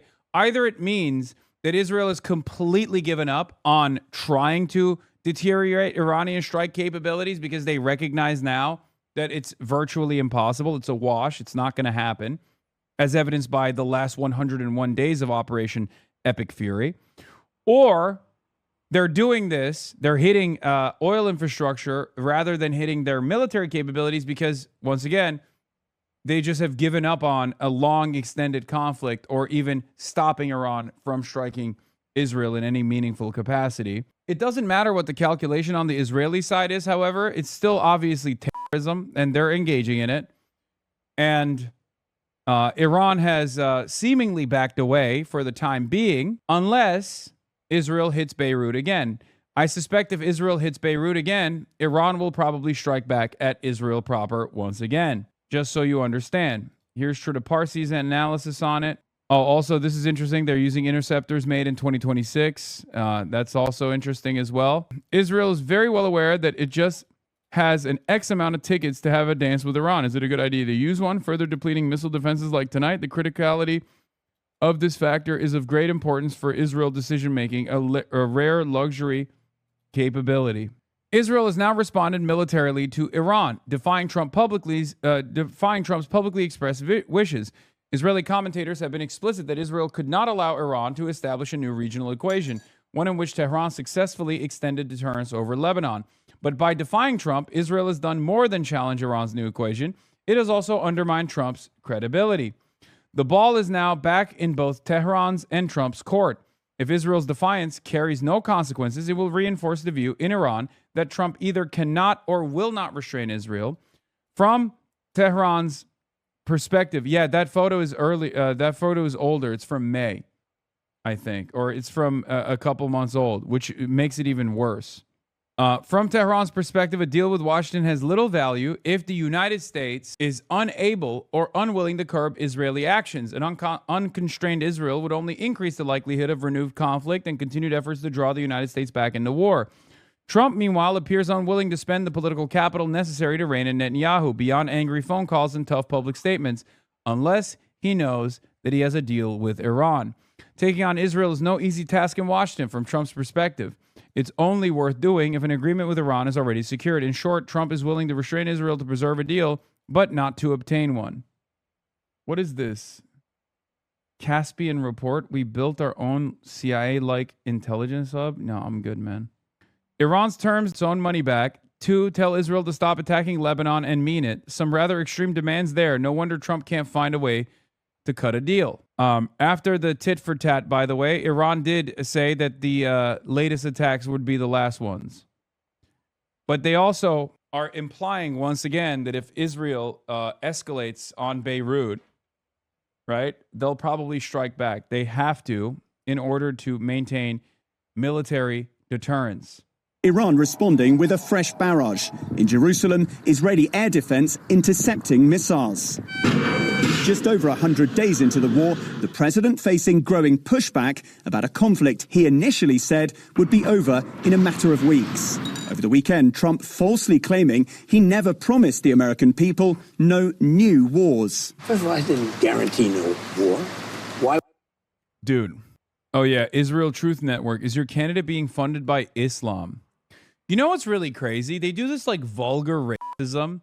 Can you imagine if AIPAC Tracker was just like Jew Tracker or something, where they like weren't just calculating AIPAC donors and other subsidiary organizations that are like fundraising for candidates, but instead they were like, if any Jewish donor has ever donated, because like some will say, oh, it's the same thing. It's not the same thing, right? These are simply pro-Israel donations coming from right-wingers, Christian Zionists, and everybody else, right? But these guys, because Islamophobia is perfectly normalized and perfectly normal and rewarded in American society broadly, can turn around and just be like, oh, this is Islam donations. These are the Muslims, okay? I don't even know what the tracker is actually tracking, ironically enough, but you know, just some more regular, normal Israeli politics making its way to American politics. Would I have built the strongest military in the world? But on the campaign trail, I'm not going to start a war. I'm going to stop wars. No more wars. No more disruptions. We will have prosperity and we will have peace. And guys, this is a major test of President Trump's ability to de-escalate the situation. No one has been or injured here in Israel in those missile strikes. Yeah, dog, he doesn't have any ability to de-escalate any situation. Okay, let's be real. He can't de-escalate. He can't de-escalate his way out of a paper bag. What is the test? This is the same Brandonization that we saw, man. They're dog walking the American administration once again. It's so stupid. I'm sick and tired of this bullshit. Like, oh yeah, there's no measures that you could deploy. Yeah, there are, okay? Israel knows that there are plenty of measures that they could deploy. That's why they spend a good deal of time, effort, and money to ensure that no one who actually would ever dare to deploy any of those measures is anywhere near proximity to power, okay? That's why they spend so much money on AIPAC and all these other shell corporations and shit. So stupid. But despite President Trump's plea for calm, an Israeli military official telling us IDF operations are ongoing and could last several days or, quote, as long as it takes. George? Okay, Tom. Let's get more on this from our chief Washington correspondent, John Carlin. John, let's pick up right there. Israel and Iran both defying President Trump here.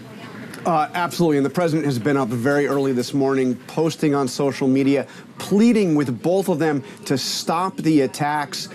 He is trying to salvage what is left of his ceasefire, clearly worried not just about the Iranian actions, but that his ally, Benjamin Netanyahu, the Israeli prime minister, will blow up what is left of those peace talks. You saw Tom reference that interview with Axios. The words were quite stark. Netanyahu right now and telling him not to attack Iran. Each of them had their fun, and Iran had its strike. We don't need another one. And George, at about the same time, the president did an interview. It's embarrassing. This is fucking embarrassing. It's totally ridiculous. Yeah. Donald Hussein Trump slowly learning that he can't resolve international crises he unleashed with his typical bullshit artistry. Time for tough decisions. The only choices left on account of the strategic miscalculations make even Obama look like a visionary. They had their fun is such a funny thing to say. Yeah, meanwhile, the commander of Iran's Revolutionary Guard Quds Force, Esmail Qaani, said a new security belt of resistance will be established at the Strait of Hormuz to the Bab el-Mandeb Strait off Yemen and from the Gulf to the Red Sea, according to comments carried by state media. So the Ansar Allah is now involved. The Ansar Allah have said they are going to start stopping ships that are transiting through the Red Sea into Israel. So they've reestablished their blockade. They're going to engage ships militarily. Iranian officials use the term resistance or acts of resistance to refer to Iranian allies in the region, including Yemen's Houthis. Yemen's Houthis have also opened fire on Israel as well. The more this Bidenist idea of a ceasefire, the invention of the post-October 7th world where a ceasefire means Israel can still do whatever it wants forever, but no one can respond to it, is picked apart bit by bit, the more the world can potentially return to some semblance of sanity. Yeah, sometimes you got to break things to rebuild it, I guess. With the Financial Times, and he said that Benjamin Netanyahu would have to go along with whatever peace deal he gets with Iran. He won't have any choice. I call the shots. I call all the shots. He doesn't call the shots. But George, despite all of that, and despite the phone call that he had with Prime Minister Netanyahu, Israel obviously went on and attacked Iran. Now the president is saying that his peace deal is still on the verge. He's been saying that for now months, saying only subject to ignorance or stupidity getting in the way. And this is hitting home again. Oil prices spiking overnight. Yeah, oil prices are up, which means gas prices will be up more. The toll of the economy, hitting voters here as Republicans fear for a very difficult midterm elections. John Carl, thanks. A wave of... Are we going to get Epstein drops this week? I don't know, because, Benjamin Netanyahu showed the world that he's the real boss and making the real boss calls anyway. So maybe there's no need for Epstein drops, some strategically placed Epstein drops, after all, considering that the Trump restraint was nothing. Iranian missiles fired towards Israel. For the record, I will reassert this position once again. There is no Israeli military action without the American go-ahead here. So if America turns around and says, oh, we didn't have anything to do with this, I don't believe it, okay? That's a little bit more believable if you're talking about Beirut, and even then I don't believe it. I don't think Israel gets to do any of this shit without, America's sanction, America's go-ahead. But especially when it comes to striking Tehran, striking Iranian soil, there is no doubt in my mind that America absolutely okayed those strikes after Trump turned around and fucking claimed that wasn't the case. Turned around claimed that they didn't want that. I-24, Israel fears that Trump will restrict freedom of action in Lebanon and seek to reduce the intensity of the fighting, not only in the Dahiyya district in Beirut, but generally throughout the country. Israeli officials are working around the clock to prevent such a move. See? Yeah. America has complete power over Israel. America could still, at any step it wanted to, make one fucking pivotal phone call and change the dynamic of this conflict. You understand me? It's still the case. It was always the case, and it will still continue to be the case. Do with that information what you will. It's just the truth. Okay? The idea that this is that Israel is a sovereign nation state that gets to do whatever it wants and bully the American leadership is silly. They are bullying the American leadership regardless, and it's fucking utterly humiliating. Having said that, however, America still holds all the cards. They're just choosing not to enforce it. I don't know why they're not choosing to enforce those cards. Hello, my mother. Hello to my mother's favorite. What up, NMP Law? What does your mom think about me wearing suits recently? I feel like your mom would love that. Testing an already fragile ceasefire. Tehran says the attacks are a direct response to Israel's ongoing military assault on Lebanon, a campaign it accuses the US of supporting. The US is directly responsible. They are party to the ceasefire negotiations. Therefore, any event or any act in violation of the ceasefire, be it through the interception of vessels, the targeting of southern Lebanon by Israel, or any other event, will cause the United States to be directly responsible for the escalation in the region. Israel launched a wave of retaliatory strikes. Initial attacks targeted areas including the capital Tehran, Tabriz, and Esfahan. It also hit a petrochemical complex in Mashhad. Yesterday, the Iranian terror regime violated the ceasefire after 2 months. It opened fire and launched toward Israel. We attacked the petrochemical complex in Mashhad in southwestern Iran. In this complex, materials and components essential to the regime's missile program were produced. In response, Iran struck a petrochemical facility in Haifa. It's also targeted 2 Israeli air bases, but many of the interceptions were above the occupied West Bank, over Palestinian homes. The escalation is pulling in other regional actors. The Yemeni armed forces affirmed the following. First, we declare a complete and total ban on Israeli maritime navigation in the Red Sea, and we consider all enemy movements to be legitimate military targets for our armed forces from the moment that this statement is issued. US President Donald Trump told Israel and Iran to immediately stop attacking each other, insisting a diplomatic solution is still viable. Julie Dager, Al Jazeera. Sure. CNN is now learning that Israel was preparing to launch a new significant attack in Tehran when President Trump stepped in earlier this morning.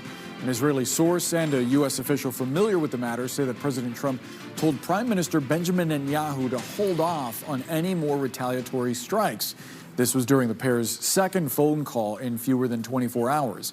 Let's go now live to Tel Aviv with CNN's Jeremy Diamond. Jeremy, what more are we learning? Yeah, that's right, Boris. Last night, President Trump did not succeed in his earlier conversation with Prime Minister Netanyahu in getting Israel to hold off and not retaliate against Iran. We saw overnight 2 waves of Israeli strikes inside Iran, one targeting military sites, the other targeting a petrochemical facility after Iran fired multiple barrages of ballistic missiles. But then earlier today, the two got on the phone once again, and President Trump again urged Prime Minister Netanyahu not to retaliate further against Iran. And despite the fact that Israel, according to these sources, had several additional waves of attacks planned in Iran, bigger even than what we saw overnight, the Israeli Prime Minister seems to have called those attacks off at the urging of the U.S. president. And then this is what Prime Minister Netanyahu told the public. At the moment, the fire has ceased, because after we struck the terror regime in Tehran, it stopped attacking us. If the terror regime in Iran makes the mistake of attacking us again, we will respond with force. And so while we have now reached a point where both Israel and Iran have said that they will not attack each other any further for the time being, there is still hanging in the air this very real possibility of this conflict resuming once again. And that's not only because of what you just heard from the Israeli Prime Minister, but especially because of what we've heard from Iran. Iran's military command saying in a statement that should Israel attack Iran, but also should Israel carry out additional attacks in southern Lebanon, then Iran will retaliate, and will retaliate with more force than what we saw in these initial waves of ballistic missile attacks over the last 24 hours. That is a very new and very concerning new red line from Iran, because it goes much further than what we had heard before. Iran previously warned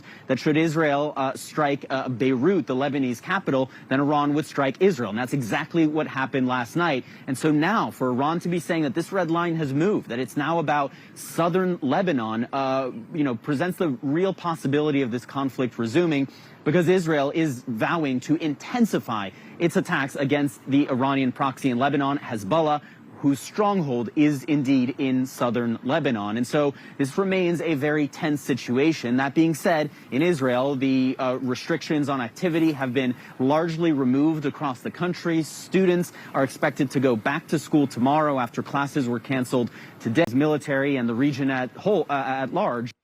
Why are all the news anchors based in Tel Aviv? I mean, it's the new capital of the country. Like, why do you think there were plenty of? Why do you think the White House press, the White House press corps is oftentimes stationed outside of Washington D.C. or back in the day they used to be? That's where the president is, right? That's where the White House is. Well, the new White House is in Tel Aviv, so of course you got to be close to where the decisions are actually being made, Remains on a heightened state of alert, again, because of these threats as it relates to Lebanon. Boris? It's notable, Jeremy, that Netanyahu did not actually mention the ceasefire in his statement. Do we know where talks stand right now? The last we'd heard, there was an impasse. CNN reported through Fred Pleitgen, who is in Iran right now, that their position was that until the United States froze some $24 billion in assets, there was not going to be a memorandum of understanding. Yeah, I mean, listen, President Trump seems convinced that they are still in those final stages of negotiations, but we've been hearing that from the president for several weeks now, effectively. But the president said that to Prime Minister Netanyahu. It seems to have been part of his argument to the prime minister for holding off on additional strikes, because he believes that a deal may be at hand. So, you know, it's very hard to judge and to assess at this stage how close these two sides truly are. It seems that there are still disagreements over some of the very same issues that there were disagreements over several weeks ago, over, you know, the state of the frozen assets, how quickly they would be released, as well as Iran's commitments to actually, remove its enriched uranium that remains inside of the country in further rounds of negotiations. The Israeli prime minister, it should be noted, still has very little confidence in those negotiations actually going forward. And now there is still this very real threat of additional Israeli attacks in Lebanon, bringing forward another round of ballistic missile fire from Iran. And that could again complicate further these negotiations with Iran. That's why President Trump has been intervening directly to get the Israeli government to kind of pare back and scale back its attacks on Iran, its retaliation. All of this hanging in the balance right now. Boris. First of all, I think it's important to remember how this started. This started with a negotiated ceasefire under Trump administration auspices last week between Lebanon and Israel, and it's Hezbollah in Lebanon that violated that ceasefire. Oh. And now it's the Iranian regime in Tehran that's trying to challenge it by sending missiles at Israel for what it accuses Israel of doing, violating a ceasefire. So really, this is about Iran trying to flex its muscle. Shit, my mistake. I forgot. Israel is obviously allowed to invade Lebanon and continue invading Lebanon and secure additional territory inside of Lebanon. I mean, what the fuck is this analysis, man? Jesus Christ, dude. Yeah, they get to do it. It's for emotional support. They have to do it. CNN, dude. How will this be more pro-Israel after the Ellison purchase? I don't even know. I genuinely physically don't. I don't know how they can literally be more pro-Israel. In those final days before there's some sort of negotiation between the United States and Iran over that war. Yeah, Iran has been demanding that the U.S. agree to unfreeze billions of dollars in frozen assets held in foreign banks. Trump is, of course, concerned about any comparison to the JCPOA and the Obama deal, and his repeated refrain about pallets of cash being sent to Iran. Ultimately, if Iran is saying that unless these assets are unfrozen, there won't even be a discussion over a memorandum of understanding, isn't that a step that the United States may? Yeah, these are really difficult choices for President Trump. I think what we've seen in the recent days is Iran testing his resolve. Is he willing to go back to war, or is he really desperate for an off-ramp to this war? And what they are saying is, this $24 billion, and clearly he is feeling boxed in by Republicans in Congress who were so critical of that Obama-era deal. And so I think the challenge for him is, how does he save face, make the case that this war was worth it given the situation we're in? No, Trump is not boxed in by the Republican Party. Trump does whatever the fuck he wants. As a matter of fact, if he moved in the opposite direction here, there would be some Israeli lobbyist Republican congresspersons who would shit on him. But if there's one guy who's capable of actually commandeering the party in this direction, it's Donald Trump. He's not boxed in by the Republican Party. He's boxed in by Israel. Okay? That's it. The idea that the Republican Party would oppose this decision when clearly gas prices have gotten completely out of hand, and then he's actively molesting the money, actively engaging in money molestation. When the restraint being placed upon Trump is coming from anything but Israel is a silly analysis. The entire idea of military strategy is doing the time out, time in trick in a fight and getting pissed off when someone starts hitting them back. Yeah, literally over and over again. Perfidy. Every single time. Now, and I think then there's a challenge of is some level of sanctions relief or unfreezing these funds going to be something that Trump can justify to those hardliners who want to see a maximalist negotiation, when clearly what his team is doing here is a quite minimal, almost an open the Strait of Hormuz and end the U.S. I don't believe that there is any real restraint being enforced by Trump on the Israeli side. Just want to put that out there. Trump told me that he'd warned Netanyahu that if he went back to war with Iran, he might find himself fighting alone. I said, Bibi, you better be careful or you'll be you're on your own very soon, Trump said. Bullshit. Suck my dick. How many times have we heard that? I'm sorry. That is fucking bullshit, okay? That's complete and utter nonsense.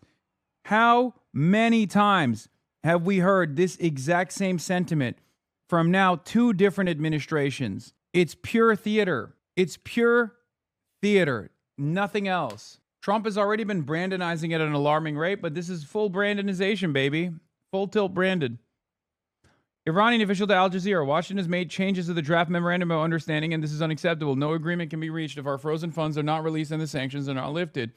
Stability and security in the region can only be achieved through the existence of a genuine deterrence mechanism against aggressions.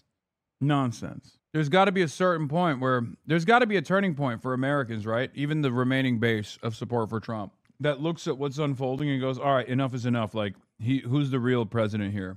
Naval blockade and push everything else down the road.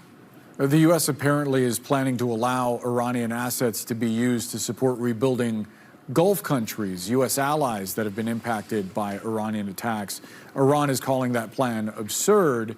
Is there anything Tehran can do to push back? Could this ultimately be a bargaining chip in the broader negotiation? Well, first of all, Tehran certainly still has chips that they can play. They continue to demonstrate that they're capable and willing and prepared to launch missile and drone attacks on Gulf countries.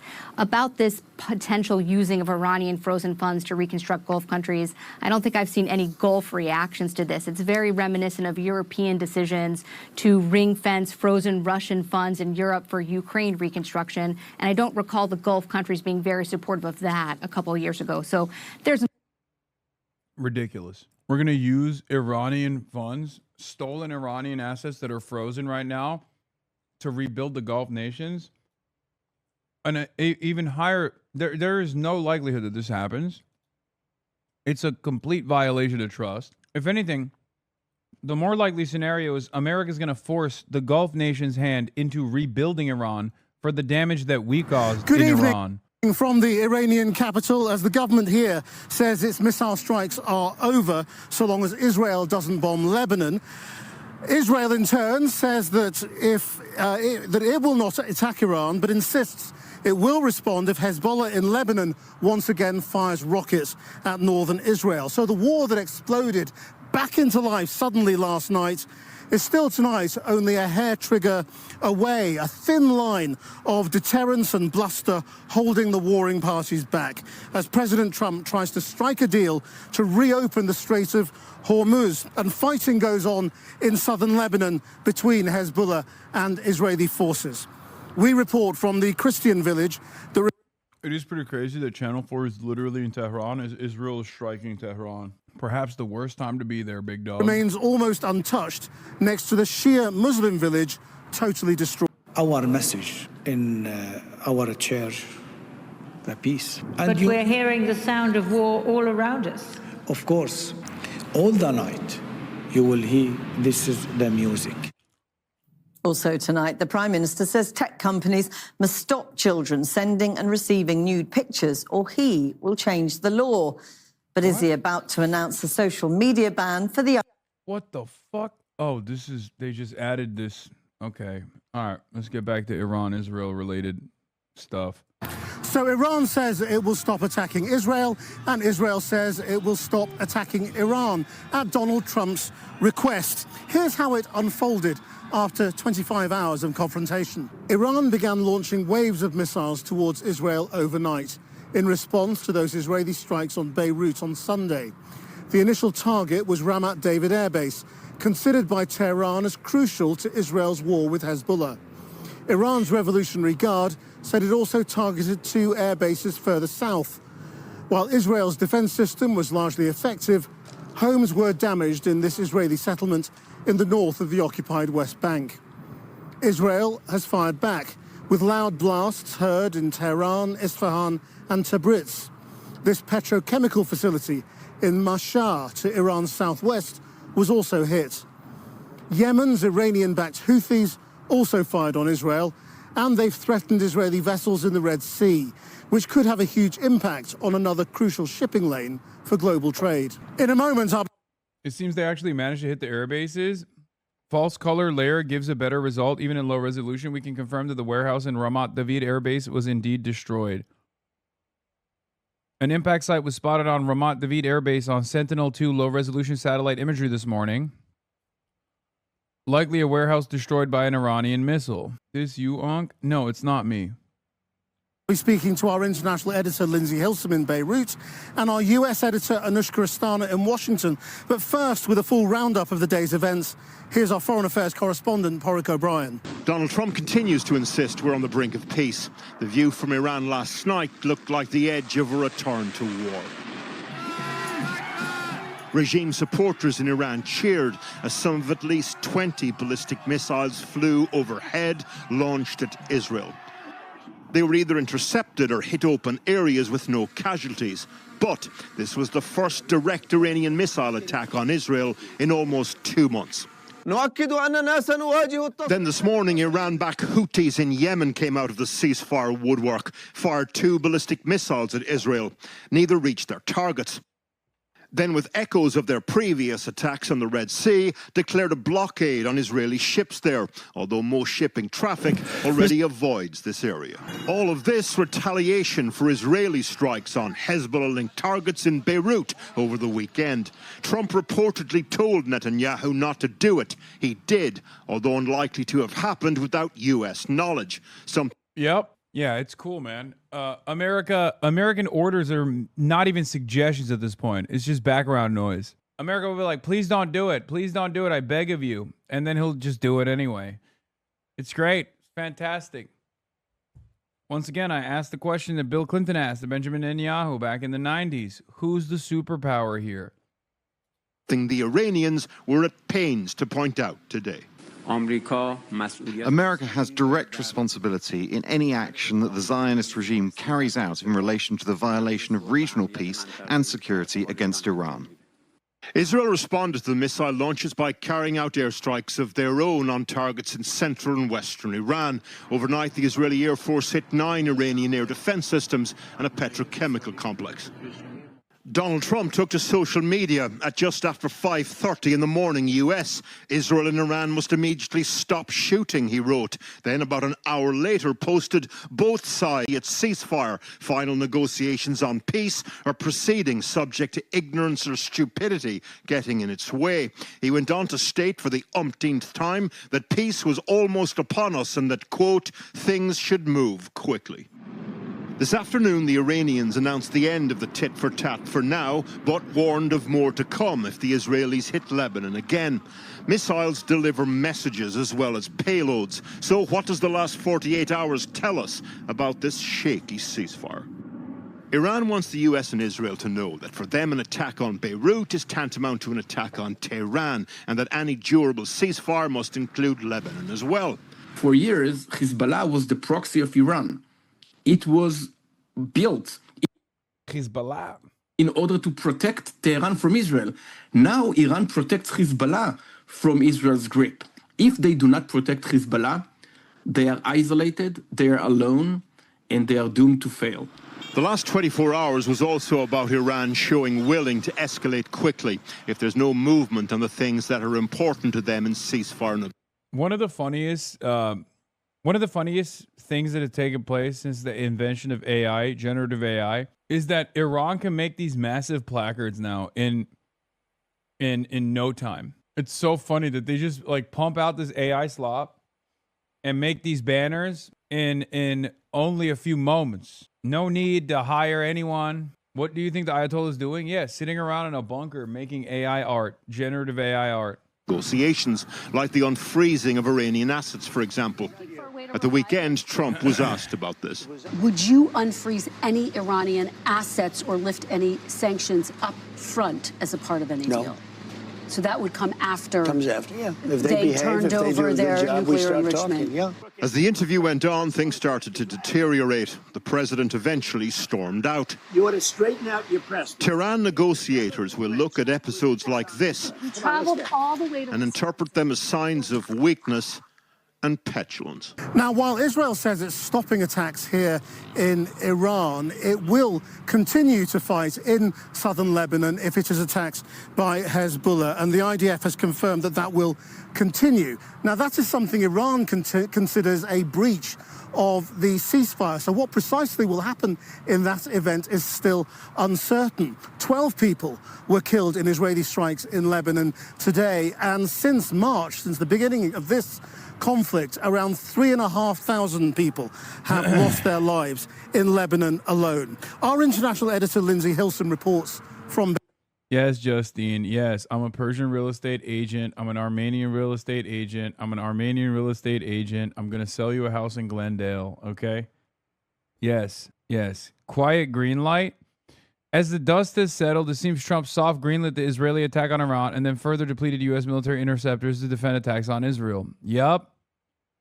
Zachary Cohen, senior national security reporter covering the Pentagon for CNN, says, update, U.S. forces did fire interceptors in response to recent Iranian missile attacks targeting Israel, per a U.S. official, though it was not immediately clear if the attempted interceptors were successful. U.S. officials are still working to assess who hit what in the aftermath, the official said. This comes a couple hours after a U.S. official denied Israel's claim that the U.S. intercepted Iranian ballistic missiles that were fired at Israel.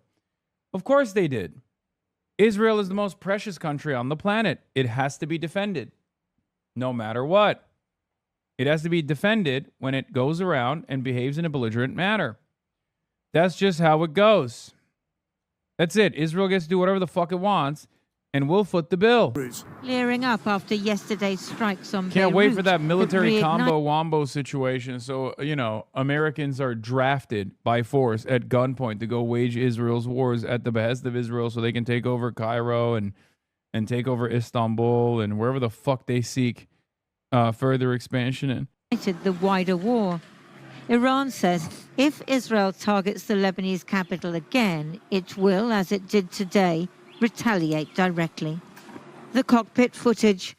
The Lebanese government says that since the supposed ceasefire on April the 16th, Israel has carried out 3,491 airstrikes on Lebanon. They didn't stop in the south, hitting Tyre again today. Lebanon is in an impossible situation, with 1/5 of its territory occupied by Israel and Iran controlling Hezbollah, which attacks the Israelis daily. We drove south from Beirut, down a road recently made safe, at least for now, by the Lebanese army. To our east, Mount Hermon. We're just about 5 kilometers from the border with Israel. The Shia village of Debin has been utterly destroyed by Israeli bombs. The occupying Israeli soldiers withdrew just a few days ago. A UN bulldozer has started to clear the rubble, and the Lebanese armed forces have moved in. The cross on the horizon rises from the Christian village of Marjayoun, less than 2 kilometers away. But we weren't allowed to film much in Marjayoun for fear of bringing the wrath of Israel onto the heads of the population. Now that the Lebanese army has moved back into the villages around here, people should be feeling more secure. But everyone I've been speaking to is nervous. They don't know what the Israeli soldiers are going to do next. And even though Marjayoun here might be an enclave of peace, the Israelis are still occupying the area all around and not showing any debris from the Israeli anti-aircraft system Iron Dome has damaged the tower of St. George's Church. The priest has grown used to the sound of his...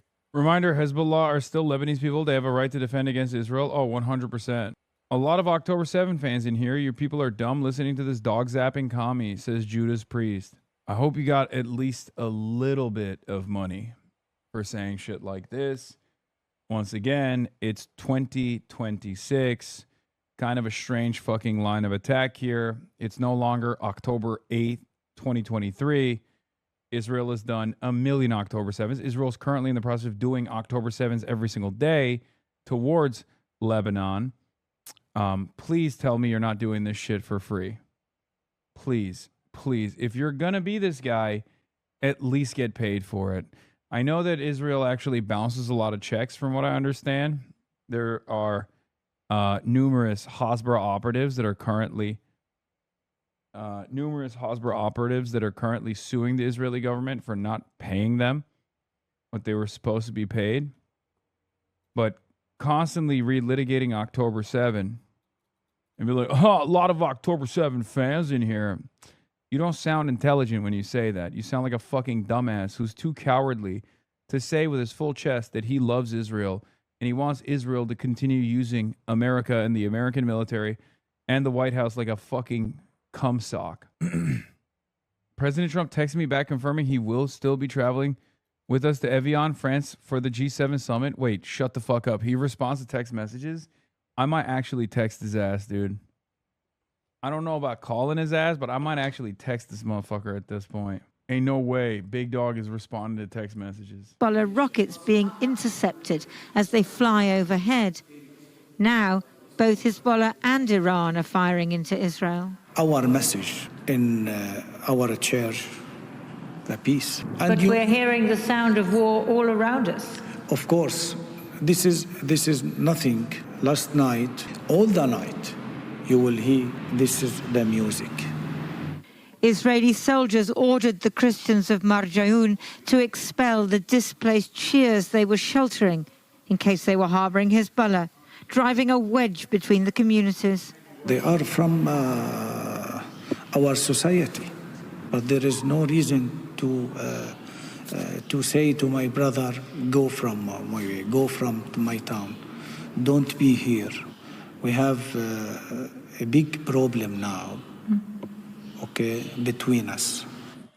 Nabatea, just to the west of Marjayoun, attacked by Israel every day. While the world prays that the war between the US and Iran will not start up again, here they just pray to be left alone, to live together again, just to live. So you can see that Israel has no let-up in attacking the south of Lebanon today, and it has no intention of doing so. But I wonder if Prime Minister Netanyahu is feeling a little concerned today, because President Trump has positioned himself almost like a mediator between Iran and Israel rather than Israel's partner. It's clear he doesn't want to go back to war. It's clear he wants a deal. And Iran may try to insist that Israel stop attacking the south of Lebanon as well as Beirut and possibly occupation. Lebanon, of course, feels rather powerless in amongst all this. Earlier today, I sat down with the Lebanese Justice Minister, Adel Nasser, and I asked him how the events of the last 36 hours, where they have left Lebanon. Today we are paying the price of the disproportionate reaction of Israel and the interference of Iran and the use by Iran of Lebanon as a military base for itself. We are facing all of them. We are a small country and we are facing major powers. Because both of them have military means that Lebanon doesn't have. What do you want the Americans to do? The Americans today are helping or supporting the negotiations of Washington, that the direct negotiations that are being conducted. And we expect, that the issue of Lebanon remains completely independent from the negotiations that are being conducted between the United States and Iran, because we consider that we shouldn't be a card between the hands of Iran. This is on one hand. On the other hand, to support Lebanon, to bring Israel to another attitude regarding the situation in Lebanon. But it seems that the government, your government, has no power, no influence. I mean, cooked, but also true. It's flagrant how powerless the Lebanese government is, how cucked the Lebanese government is. It's basically a puppet state, okay? And it's been that for a minute, but look, a lot of people are like, oh, what is the Lebanese government's attitude on this? Where's the Lebanese military? Let me tell you, the Lebanese government would literally give up every Shia territory in southern Lebanon to Israel so it can turn southern Lebanon, violate its sovereignty, and turn southern Lebanon into another West Bank-style occupation, as long as they also, in the process, destroyed Hezbollah militarily. Okay? The Lebanese government is lost. It's not a real government at all. How can you be a real government if you collaborate with a foreign invading military and actively try to collaborate with a foreign invading military against your standing militia within Hezbollah? If you recall, in the early days of Operation Epic Fury, when Israel started militarily, the Lebanese government tried to get the Lebanese forces to not attack Israel, but to attack Hezbollah, okay? And of course, the Lebanese military was like, no, what are you, fucking insane? We're not going to aid and abet a foreign invading force against our own brothers. They still tried it, though. They still tried it. There's varying degrees of dignity and face saving here, but the Lebanese government has none of that. Even in your own country? No, Lebanon is committed, and the government is committed to obtain or to secure the monopoly of force. It is very important to continue the process of dismantling Hezbollah's military infrastructure, but not to make a confusion with the Shia. Like, do you see this? Do you see this? Like, he's literally talking about dismantling the Hezbollah military infrastructure. Buddy, your country is currently being invaded. Hezbollah are Lebanese.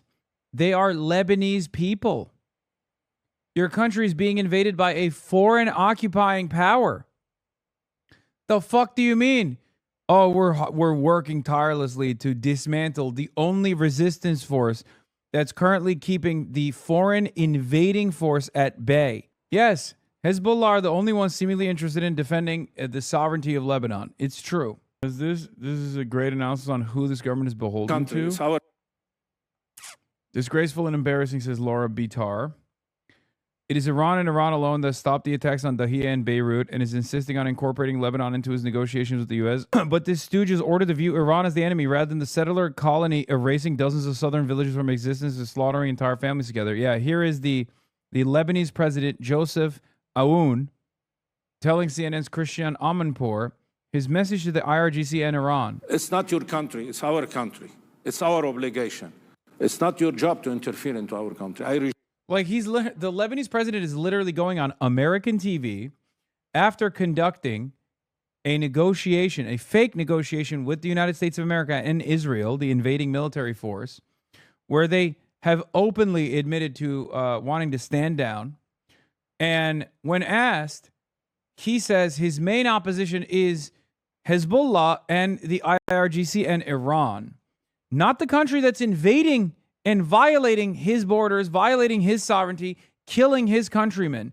4,000 Lebanese people have been slaughtered by Israel at this point. Hundreds of buildings have been destroyed. Hundreds of villages have been erased off the map. And this fucking dipshit is like, oh, dude, that's one thing. But you know what the real problem is? The fact that Hezbollah exists within our borders. That's why I said, like, yesterday, I said Iran, due to the deterrence factor of Hezbollah against Israel, given Hezbollah's proximity to Israel, Iran has more investment in maintaining Lebanese sovereignty than the fucking Lebanese government itself. Reject the statement totally, because our people being killed, our houses being destroyed. They are using Lebanon as a bargaining chip in their negotiation with the United States. It's unacceptable. Yeah. They're using Lebanon as a bargaining chip. Yeah, that is fucking crazy. That is fucking crazy. What is the bargain for Iran here? The bargaining chip for Iran is Lebanese sovereignty, is forcing Israel to retreat from not fucking Syria, not from Egypt, from Lebanon. Iran isn't saying like, oh, you have to retreat your forces from Jordan. Iran is saying you have to retreat from Lebanon, your country. And here also, Hezbollah must understand that. Hezbollah must understand that no other way but to sit and talk. No other way to solve this problem and to save what's left except through negotiation and diplomacy. It's not your country, it's our country. It's our job to interfere into I need to stress, Owen has not expressed any sympathy any empathy to the people outside this interview, and he doesn't give interviews to Lebanese journalists. He's pandering to liberals abroad. Fond memory I have from South Beirut is telling people that I was Iranian, and the one Farsi phrase that most seemed to know was Khosh Amadid, translated more literally to "It is great that you've come." Video from Tonight in Lebanon, unrelated. خوش آمدید جنوب لبنان المهدد إيران تثأر لنا. I mean, this is literally Vichy France, by the way. This is straight up Vichy France. Based on Mr. Owen's comments, one would think that Iran has occupied 1/5 of Lebanon, displaced 1/4 of Lebanese, and bombing his country on a daily basis. Had Lebanon been the bargaining chip for Iran, we'd have a deal long ago. Save Lebanon from your real foe, Mr. President. He's right. Sayed Abbas Araghchi, the Iranian foreign minister, is right.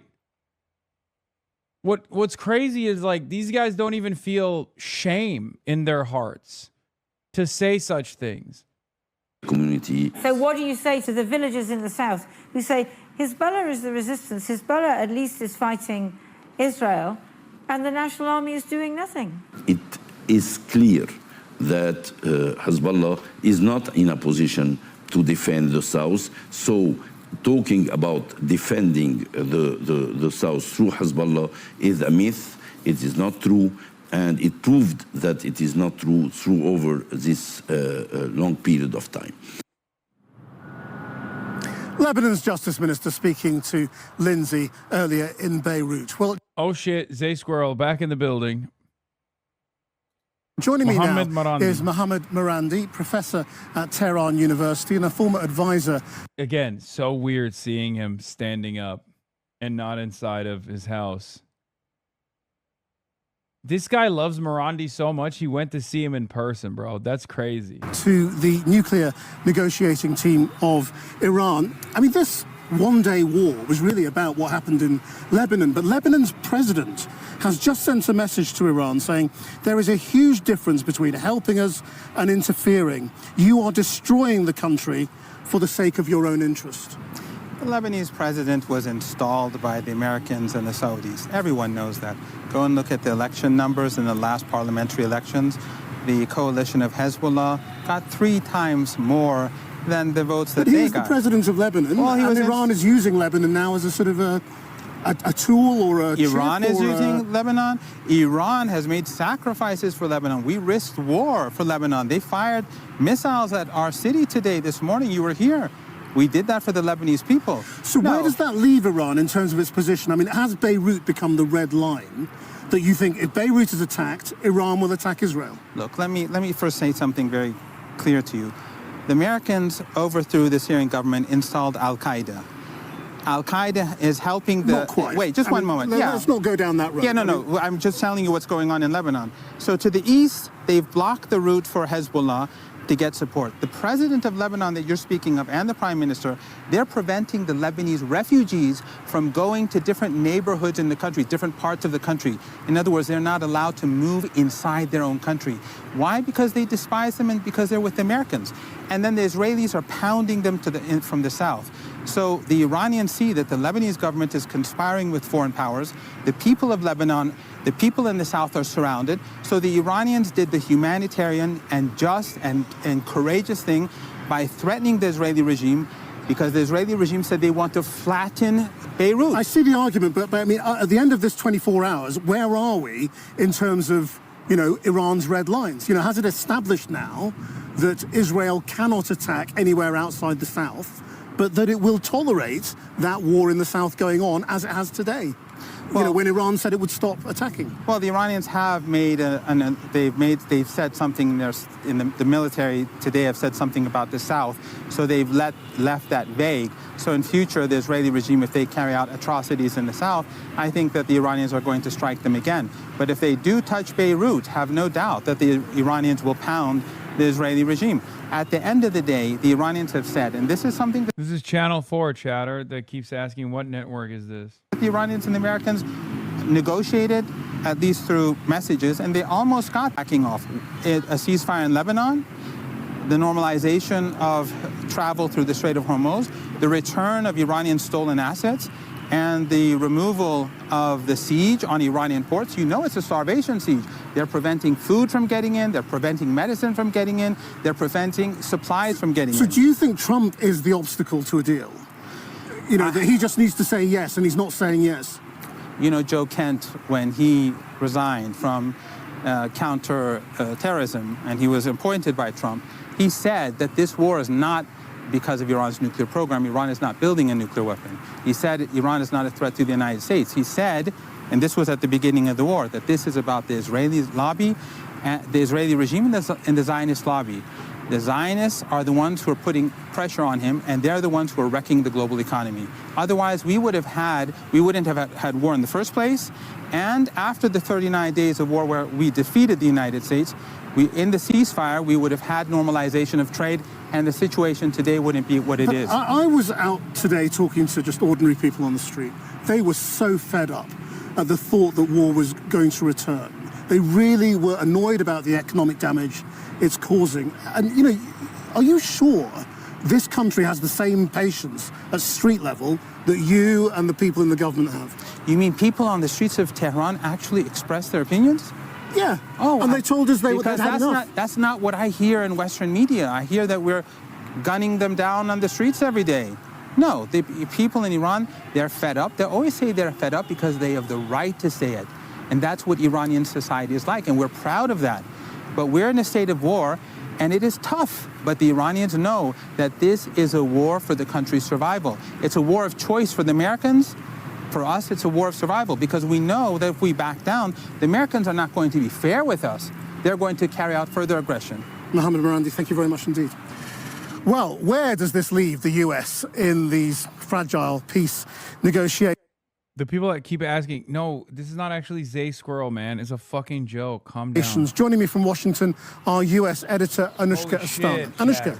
You know, it is a sign of the crazy world we live in right now that after Iran sent those missiles towards Israel, the first thing that Donald Trump seemed to do was take a call from journalists, including Axios's Barak Ravid, and told him really consequential things. You know, the idea that he would tell Netanyahu not to retaliate. So speaking to Ravid before speaking to Netanyahu, Ravid was back to tell us what he actually said to the Israeli Prime Minister once that call happened, suggesting that he said, Bibi, you better be careful because you could soon find yourself facing Iran alone. So a very tough phone call. Now, we know Israel did respond, but very quickly Trump was telling us that they were going to stop firing, that there was going to be a ceasefire again, and clearly showing that he still has massive influence when it comes to Israel. But what I do think this underlines is that after starting this war with Israel, the two have had diverging motivations. Benjamin Netanyahu always wanted to see this through militarily.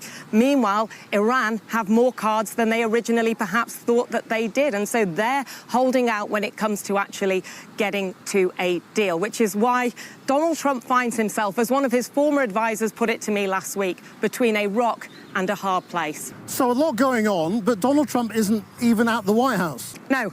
We are here, but Donald Trump is not. He woke up this morning at his golf club in Bedminster. Now, to be fair, he then had executive time where I'm sure they talked about this. I'm all for flexible working, but this is a president who told us he had to miss his own son's wedding because he needed to be in Washington, D.C. over a weekend because of what was happening in the Middle East. Today, he's missing being in D.C. because he's going to a Knicks basketball game in New York, an important game, I will say that. And also behind me, he has erected a UFC stadium for a sporting event this Sunday. Someone said to me he likes to use sports to try to boost his popularity in the face of an unpopular war. Well, a big moment coming this week, the most ultimate sporting event of all, the World Cup, and that is why Donald Trump does not want this ceasefire to break again. Anushka Astana in Washington. Well, joining me now from Massachusetts is Ambassador Wendy Sherman, who was Deputy U.S. Secretary of State under President Biden and lead negotiator for the 2015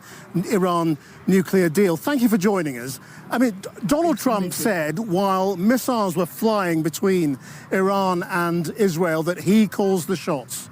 Is that what it looked like to you? Well, I think that's somewhat questionable.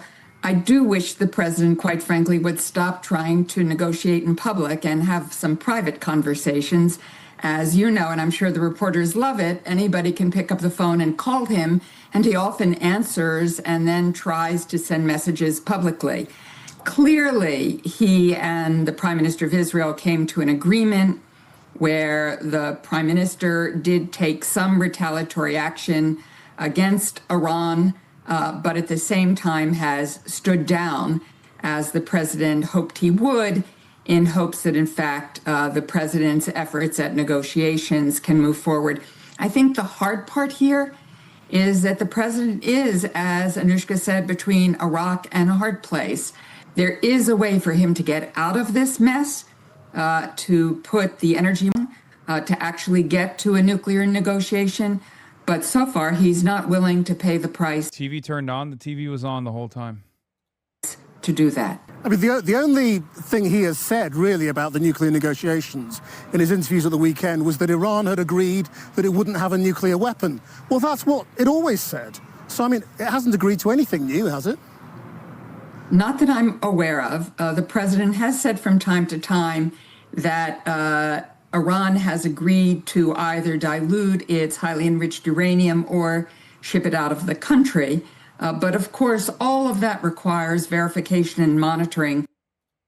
Finally, after hours of rumored drone attacks in Eilat without alerts, sirens are now being triggered due to the infiltration of Yemeni drones. Hezbollah drones also crossing the Shomera towards the headquarters of the 300th Brigade at the same time. Yeah. So you know it exactly has happened the way they say it's going to happen. And so far, we're nowhere there. What? What's the alert? That the GOP account got suspended? Thank you for informing me about this chatter. Breaking news on the HasanAbi broadcast. Whenever I see an account get suspended on Twitter, I'm like, what the fuck could they have possibly done? What could they have possibly done to get suspended on Twitter? Especially a right-wing account. Because like left-wing accounts get suspended for saying cisgender or being too woke, but a right-wing account? The International Atomic Energy Agency Board of Governors meets this week, and it will be very interesting to see the discussion there. Next week, President Trump will be going to the G7 in France. The first time I think he has attended since 2019, and there will be a discussion about several things, but one will be how to demine the Strait of Hormuz. Of course, agreement that the strait can be opened again, something that only closed after the United States under President Trump went to war. And indeed, and Iran insists that it must have control, and by control, people imagine that also means a fee or toll of some kind. I mean, if they were in a miraculous world able to swallow politics and pride and all of that and say, Ambassador, you did this last time, can you come in and help and take over? What would you do? I can't imagine that happening, so it's a very easy answer. I think the president considers all of us who were engaged in that negotiation as having been stupid, as he tends to call people these days. You know, I think the problem here is that to really do a nuclear negotiation with Iran takes a team, a large team. Oh, yeah, I saw this already. A French photographer captured a photo of Victor Wembanyama going through a security checkpoint as Secret Service prep for Trump's arrival tonight. I'm sorry, but inside of Madison Square Garden, Victor Wembanyama is a far more important figure than the motherfucking president of the United States. Okay? This is preposterous. Like, straight up. Brunson, Wembanyama, every starter in both teams, and maybe even the bench too, are far more important than the stupid fucking president. They should be checking the president to make sure that the motherfucking president is not going to harm these athletes, these superstars. Ridiculous nonsense. I hope he had a great day at the park, though. But I'm sorry, this is disastrous. You got to put some socks on, my boy. I mean, what are we doing here? With the ankle socks, especially with your leg length, put some socks on, you know? You never know, with the length of his arms, he could hide a sniper rifle. Ever since that photo, the outfit worn for aid, that's it, he's flagged. Maybe he's hiding a saber up his sleeve, who knows? Not only did we have the core team that I was honored to lead on a daily basis, but literally hundreds of people in the U.S. government, of course, Secretaries Clinton and then Kerry and Secretary Moniz of the Energy Department and President Obama, who knew every single detail of the deal. Abbas Araghchi, who's the current foreign minister, was my counterpart during those negotiations. We did this as a multilateral agreement with other countries in Europe, with Russia and China. And of course, all of those relationships are quite changed now. So there is a big task ahead here. I'm glad to see that Witkoff and Kushner, the president's envoys, went out to our nuclear lab to really learn some things and meet with a team of experts. They will be absolutely essential if Witkoff and Kushner can ever really get to a direct negotiation with Iran. Ambassador Wendy Sherman, thank you very much indeed. Tehran woke up to what it suspected was coming, a return to war. And when it did, in the middle of the night, the city itself was spared, but people could hear the Israeli airstrikes in the western suburbs. By late morning, there were explosions reported in the east and west of Tehran itself. But in the old city, you wouldn't have known it. The streets were packed and the shops open. But opinion on the street is complex. A lot of people are sick of this. When Iran fired at Israel, how did you feel? Very angry because we people not want to war. We people want to peace, and I feel so bad, and I'm so sorry for this. Mostly everyone hates war. I'm stressed too. Our lives get thrown off track. Nobody likes war. It gives everyone a bad feeling. But this war is being imposed on us. We don't really have a particular feeling anymore. War has become normal for us. It makes no difference. Whether there's war or not, we carry on with our lives. We're not afraid of war. We've gotten used to it. Here in the old cities are on one side of me and the Ministry of Justice on the other. And one of these huge buildings that we can't film because it's an official building was bombed a few weeks ago and is completely destroyed. But this place is crowded, despite the fact that there have been airstrikes within a few miles of this place in the last couple of hours. People determined, it seems, to just get on with life. The slushy cellar looked like business was booming, but they'd only just reopened after the bombing across the street. How do you feel about the war starting again today? The market's closed when the war starts. Today, nothing has happened yet, thank God, and the market's busy. But I think from tomorrow, it'll go quiet. Within hours, both sides had said they would stop, unless Israel attacks Lebanon or Hezbollah attacks Israel. Yeah, the sirens in Israel are drones, Hezbollah and Yemen drones. King Abdullah II, as usual, doing his job, turning Jordan into an air defense system for Israel and a launch pad for attacks against Iran. Arab countries have spent the last several years engaging in armed defense of Israel from Iranian attacks while issuing lip service statements about Gaza for public consumption, have been effectively building the future of their own enslavement in an Israeli-dominated region supported by the U.S. government. The smarter thing to do would have been to find a way to be neutral and play the two sides against each other while building independent leverage. King Abdullah's ancestors did the same thing to Turkey through their collaboration with the British, which created the current problem in the first place. Yep. Okay, Murtaza. Okay, Murtaza with the pro-Ottoman take. Respect. But few here in Tehran have much... No, guys, that was King Kakdullah, okay? The British helicopter pilot. ...confidence that any day is the last day of war they will see. Day 101 of the war seemed to begin in a rather dangerous state after day 100 because... overnight, a series of things had happened. Hezbollah had launched a series of rockets into... Call him Murtaza Effendi. All right. Murtaza Bey. Murtaza Bey. Respect. Northern Israel. They don't seem to have done any damage, certainly no casualties. But in response, the Israelis went to Beirut. They'd always said that they might. The Americans had said, don't go to Beirut, but they did. They went to the Actual players in the NBA Finals are being told, the less you bring, the better for tonight's Game 3. A credentialed reporter here says Secret Service even took the lid off of his chapstick while going through security. More security. The Knicks, but it's just New York City. Yeah, I mean, yeah, it's New York. So regardless of who's here, like, you know it's gonna be loud. You know it's gonna be, rowdy. I think the president being here just makes it inconvenient on everybody else. Like, we got obviously more security.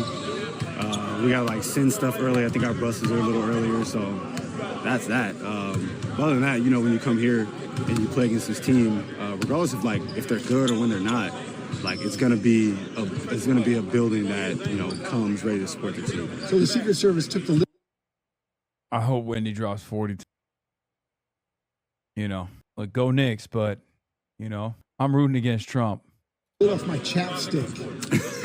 Are you guys having to go through the same thing? Yeah, we're like the less stuff you can bring, the better. Obviously, we're getting screened like it's TSA. It's little inconvenient for the people that's got to play, but it is what it is.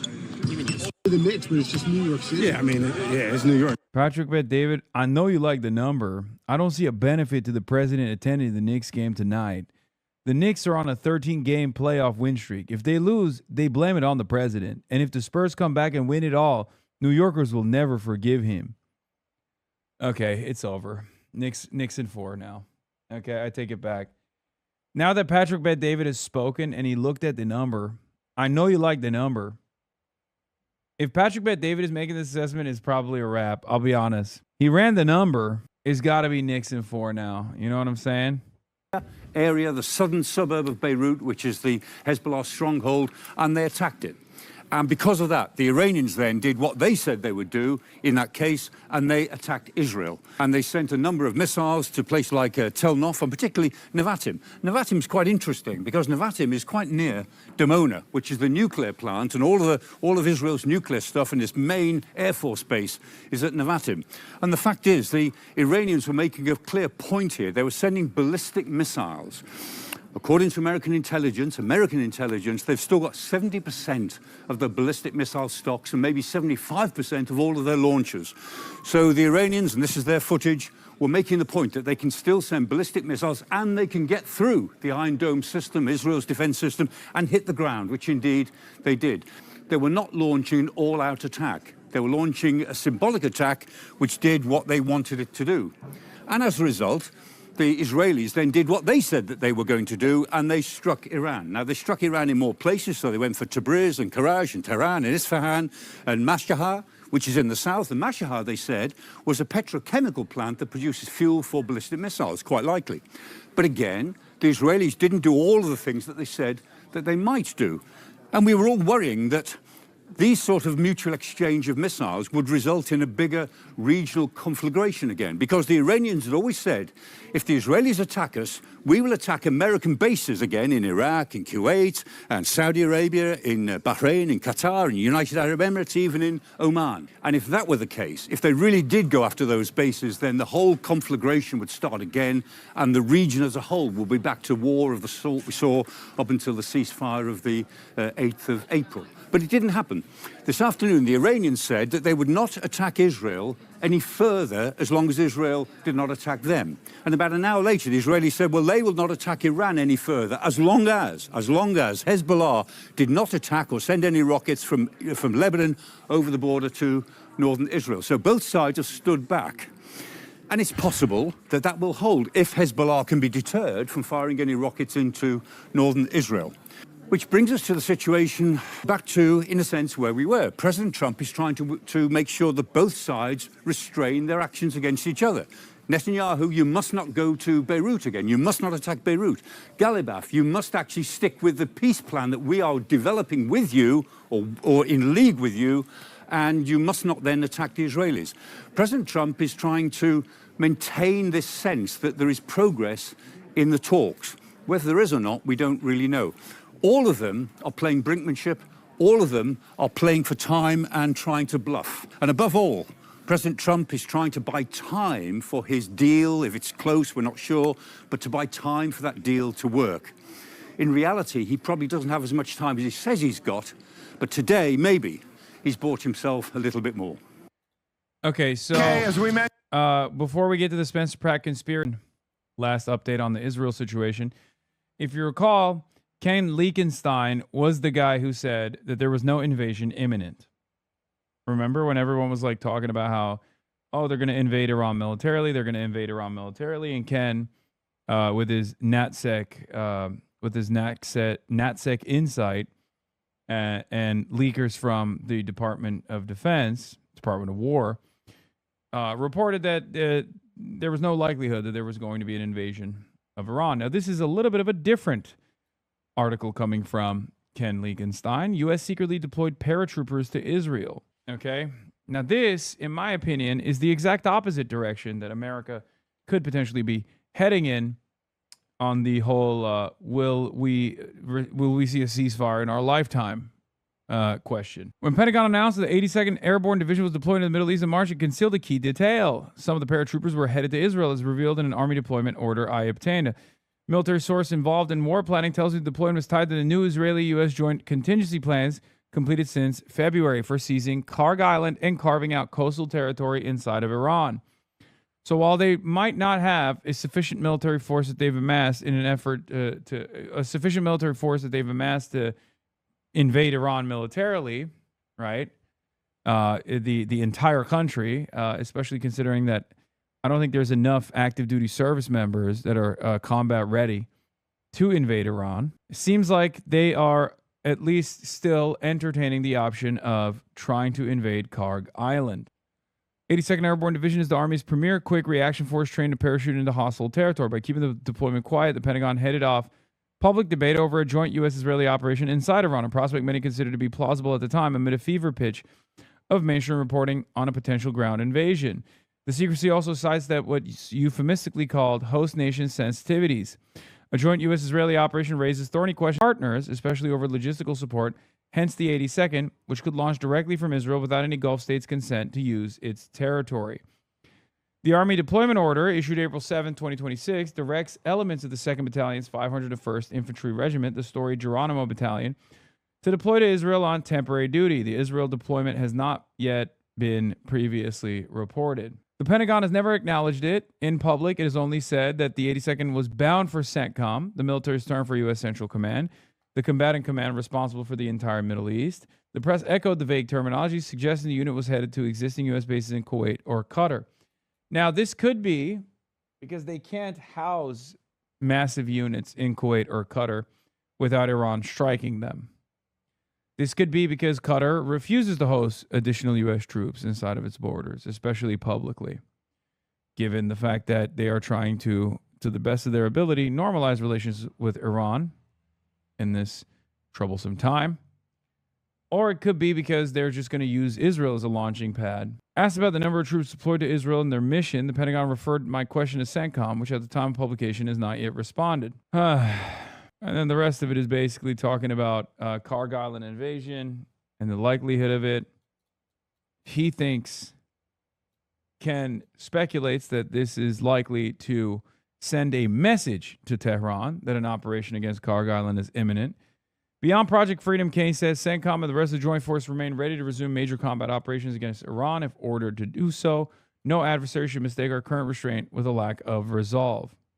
So why the sensitivity about naming Israel when the U.S. has acknowledged stationing American air defenses and F-22 fighters there? First, the breadth and depth of the U.S.-Israeli military cooperation goes far beyond arms sales and deconfliction. Second, the two countries are deepening intelligence sharing aimed at making Israel a sixth eye in the so-called Five Eyes alliance of the U.S., Canada, Great Britain, Australia, and New Zealand. Third, naming Israel would expose how much the U.S. assault on Iran is in fact a joint U.S.-Israeli attack, not a Trump-Netanyahu brotherhood, but cooperation at the military-to-military working level where combined war plans are now a reality. Charlie Company of the 2nd Battalion is still in Israel, from which no dispatches have emerged in 2 months. I'm not saying a ground operation is imminent or inevitable, but if one were coming, wouldn't it be nice to know? Great reporting from Ken once again. Ken Leakenstein added. Now let's get back to conspiracy theories. Fox News. Spencer Pratt, breaking news. Spencer Pratt falls to third after latest ballot count. And of course, right-wingers predictably are saying this is a theft that has taken place. And if you're still breathing, they're still counting votes out in California. Take you over the board, show you what we got over the weekend. There were a couple vote dumps. Start in California here in the governor's race. And we know that Javier Becerra had advanced as of last week. So he's one of two under California rules, the top two advance. Now the battle's between Hilton and Tom Steyer. Steyer's been creeping up a little bit. He's within about 300,000 votes of Steve Hilton. But here's what you have, right? You have 72% of the estimated vote in, so that's not quite a third of the votes still out there in the governor's race there. Honestly, I can't tell you when we're going to get an answer. I don't know if it's going to be in a couple of days or a week or beyond that, but that's where we stand. Hilton stays in second place as of now. If he keeps that spot, then he advances to the general election come November. This is the mayor's race in Los Angeles. Karen Bass advanced early last week. You got 83% of the vote counted already, so you can do the math, how much of a percentage is still out there. Here's the headline, and here's the news.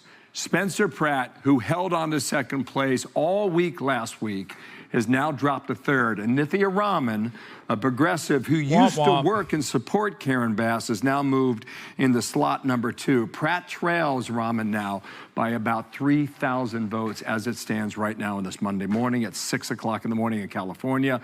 We expect to get more votes later today, but hold on that. We'll wait till those come in. Matt Finn live in the City of Industry, east of LA. And Matt, good morning. Good morning, Bill. Nearly a week after Election Day here, and LA County says it still has. Yeah. Right-wingers are chirping about this because they're shocked at the concept that a city that despises Donald Trump would not vote in large enough numbers to make its mayor a shittier version of Donald Trump at a time when Donald Trump is even less popular than the last time there was an election in this city where Trump was on the ballot, where Kamala Harris was plus 53 up on Donald Trump. President Trump has criticized California's election process, stating it's not possible for LA mayoral candidate Spencer Pratt to have lost his early lead, while also criticizing the length of time it takes to count the votes. Trump says not possible for Spencer Pratt to have lost the LA runoffs after the big lead he had, third world nation, rigged elections. Now they'll be working on great guy Steve Hilton. Won't have results for possibly 2 weeks, according to officials. President DJT. Yeah, it doesn't seem likely that Tom Steyer is going to make it into the runoff, if we're being real, unfortunately, because it would have been nice to block out that British dickhead too from the top of the ticket. However, yes, while this is the least surprising turn of events, some additional insight into extra unsurprising moments have been, the Republicans claiming that there is some sort of election theft taking place, as they always say. Now, of course, because Karen Bass doesn't want to match up against Nithya Raman. Karen Bass wants to match up against Spencer Pratt. So if we are to assume that the California establishment machine, the Democratic Party machine, was actually cooking the books, they would not cook it in favor of Nithya Raman, a much better, someone with a much better shot at unseating the incumbent Karen Bass. Here is one example of this for Tom Steyer versus Javier Becerra. Former endorser of Eric Swalwell, Ted Lieu, who sucks. Ted Lieu openly says, I endorse Javier Baccaria, Xavier Baccaria. That's why I hope Republican Steve Hilton remains in the top 2. The latest vote updates show Hilton will likely beat Steyer. Once again, ridiculous thing to admit, you idiot. Do you not understand that there are down ballot consequences in your state for your party if more Republicans come out and vote in the general? He does understand it, but that's how desperate he is for an easy establishment win. What's shocking to me is that he's saying the quiet part out loud. But once again, this is exactly what I was referencing when I said these guys don't want a real race. They don't want any real contest. They just want the establishment pro-Israel stooge, pro-corporate stooge to win. And now Javier Baccaria is probably going to skirt onto an easy victory over Steve Hilton in a state that is overwhelmingly blue. I know, right? I just call it math, he says. Asshole. Speaking of which, campaign of LA Mayor Karen Bass is now directing its attacks against Nithya Raman as her presumed opponent in the general election. Obviously, if Karen Bass was matching up against Spencer Pratt, she would highlight how woke she is in comparison to Spencer Pratt being not so woke. But now that she is being outflanked by a further to the left opponent, she very quickly has pivoted to the right in an effort to draw a distinction between herself and Nithya Raman. Her campaign spokesperson, Alex Stack, just issued this statement. We look forward to winning a contest against an opponent who allows encampments near schools and fights against hiring more cops, yet is MIA on saving Hollywood jobs and fighting back when shameless. No sense. This is the Let's take a look at Javier. Harry Emden, and his take on the dumb election conspiracies being advanced by the Republican side. Dumbest conspiracy theory I have ever heard, because the Democratic establishment and Karen Bass wanted Spencer Pratt and the Dog, you know what this would be like if we were complaining that Amy McGrath lost in Kentucky to Mitch McConnell? How could this have happened? Clearly, there's electoral theft taking place here. Obviously, they shoved the ballots. They packed the mules. You know? You cosplaying as Mamdani or what? Yes. Yes, Zoran Kwame Mamdani, the only man who's ever worn a suit in his entire in the history of American politics. Yes, I'm cosplaying Zoran Mamdani. I'm cosplaying Nick Fuentes, the only two guys who have ever worn suits ever. They don't want any part to do with Nithya Raman. Why is that? Because just take a look here. Okay, mayor runoff polls, Bass versus opponent versus Pratt. Bass would have crushed Pratt by 18 points. That's what the polling showed. Look at how she does against Nithya Raman, on the other hand. Raman is ahead by 4 points. Bass has a real race on her hand if, in fact, Raman is the one who advances. And, of course, the Democratic establishment is backing Karen Bass. But versus Spencer Pratt, she was crushing him. She wanted to face Pratt. She wanted nothing. By the way, this is consistent with the polls, especially because Nithya Raman was gaining. So the idea that it's like totally unexpected is absolutely silly. Anyway, let's continue. To do with Raman. That's why these conspiracy theories, simply put, make no sense, people. When we talk about favorability, you have more evidence here. Yeah, this is more evidence. You know, why is it that Nithya Raman's doing so much better than Spencer Pratt would against Karen Bass? It's simply put, Raman is actually decently liked by LA City voters. Look at this. Okay, Nithya Raman, +5 on the net favorability rating. Karen Bass, way underwater at -22 points. You basically just need someone who's half decently well liked to be favored, or at least have a real shot against the incumbent Karen Bass. Spencer Pratt, on the other hand. You don't understand. As a voter from Ohio, I've never heard of Councilwoman Nithya Raman, and therefore it must mean that she stole the election. Okay? Clearly, because my timeline showed over and over again Spencer Pratt making cool-ass AI videos. And clearly, whatever I see on my Twitter For You page is reality, is the only reality that I acknowledge. So obviously, there's some taking place here. Or here's Ken Benzinger, the New York Times reporter who was reporting on my DNC trip when I got kicked out, if you recall, saying this is extremely simple. More than 60% of registered voters in Los Angeles are Democrats. Less than 15% are Republicans. Stop being shocked that LA voters prefer Democrats and stop spreading conspiracy theories that explain simple electoral math.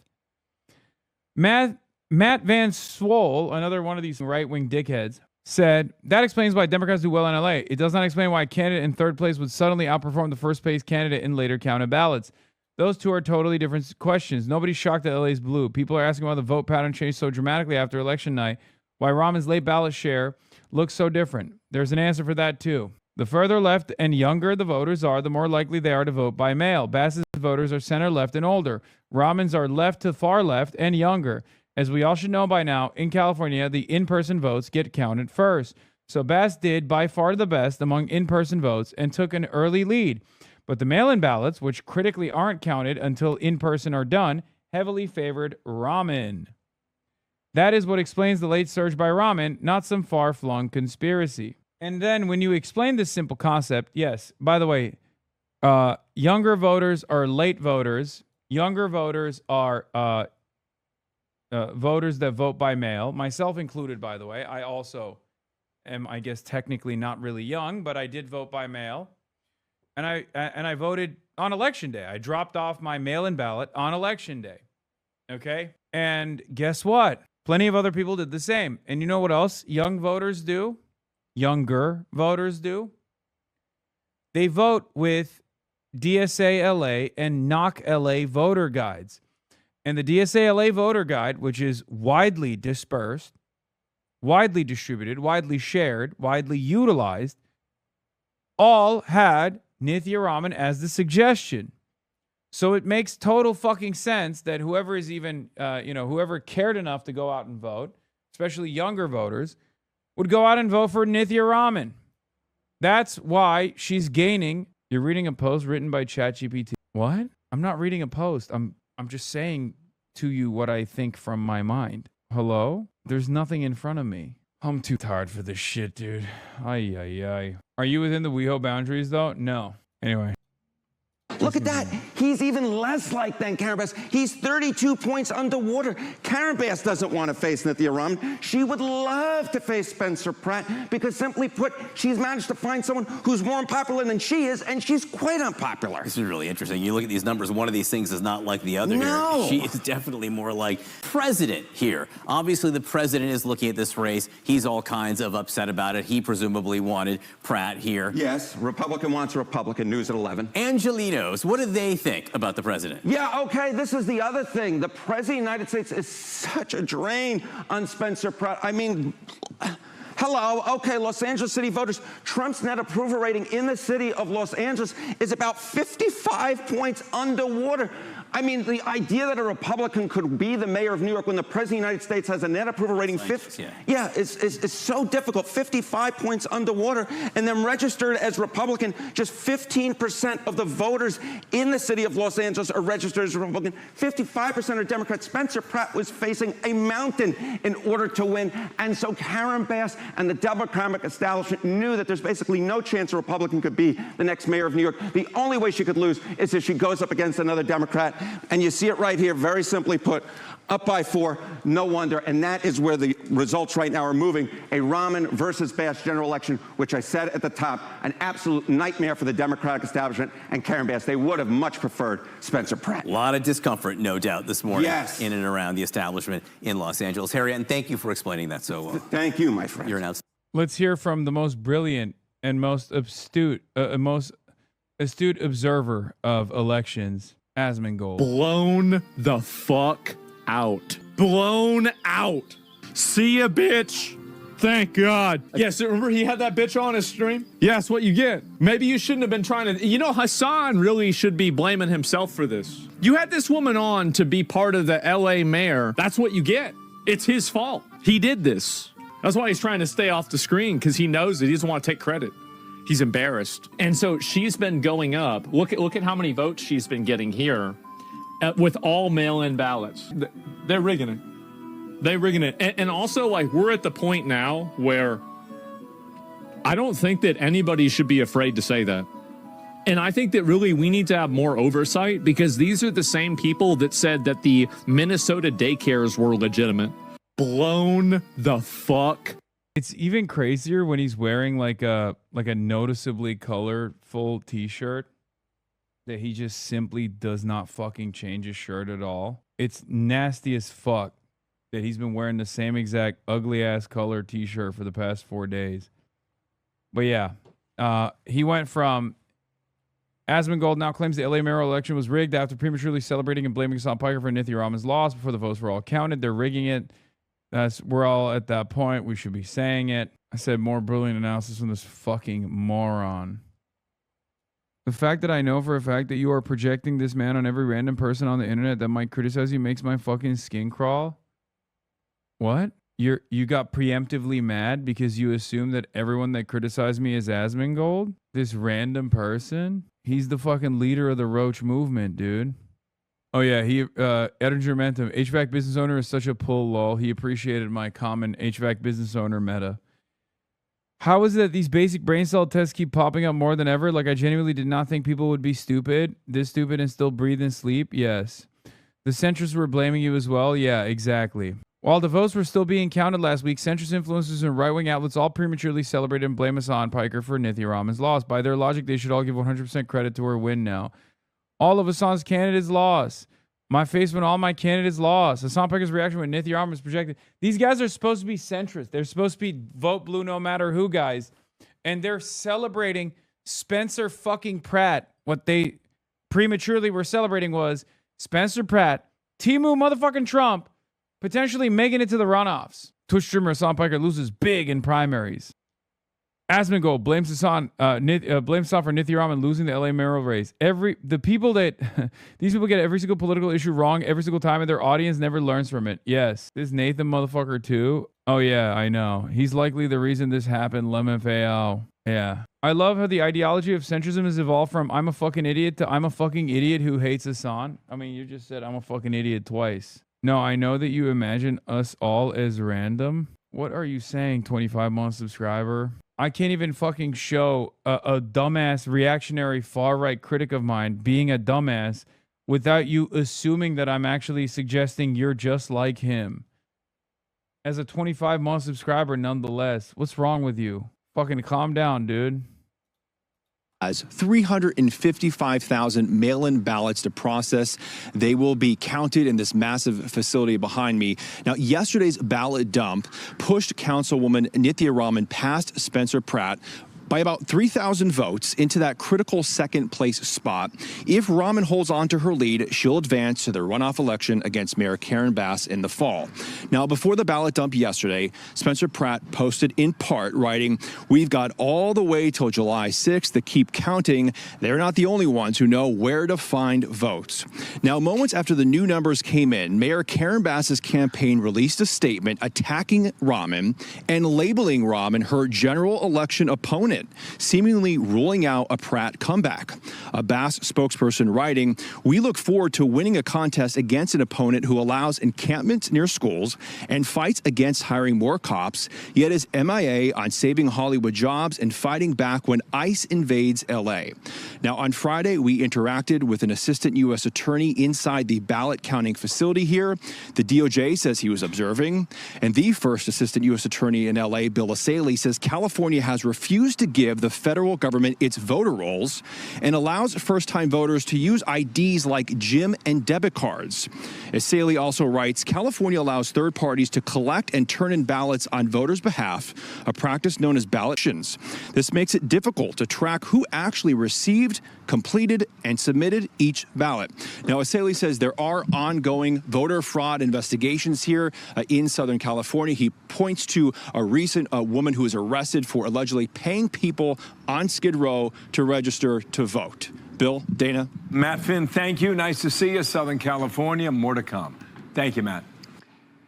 Be sure to like and subscribe for all the Fox News latest on YouTube and catch full shows streaming now on Fox One. When Trump walked out, this kind of leads me into the next. Oh, my God. Oh, the numbers guy. I know you like the number. I'm a numbers guy. I ChatGPT'd it, I grokked it, and I found out that Spencer of California, he actually won the presidency in California. But obviously, as a numbers guy, we went to ChatGPT, and ChatGPT told me Spencer Pratt had the election stolen from him. Story. With Spencer Pratt. So you guys know we talked about it like a week ago, and everybody was expecting him to advance with Karen Bass. And he was going out there celebrating the picture with him and his wife. He had an 8-point lead. And everyone's looking at this chart. If you look at this, Rob, if you want to zoom. Everybody I know, and we all live in Florida, and we are all Trump supporters and Trump voters. We all know Spencer Pratt was winning. Zoom in a little bit. So the blue is Karen Bass, the orange is Spencer Pratt, and the green is Raman. Now watch what's going on here. June 2nd is election. Look at the difference in lead on where Spencer Pratt is. Look at the third and fourth. And then look at the spike. Look at the spike. So you mean to tell me out of all those thousands of votes, now all of a sudden they only want to do Raman? That's insane. That's what they want to do? That's what you mean to, you want me to believe that? And it goes from 71,000 to 153,000. Look how Bass only goes up 30,000, but she goes up 83,000 votes, 82,500 votes.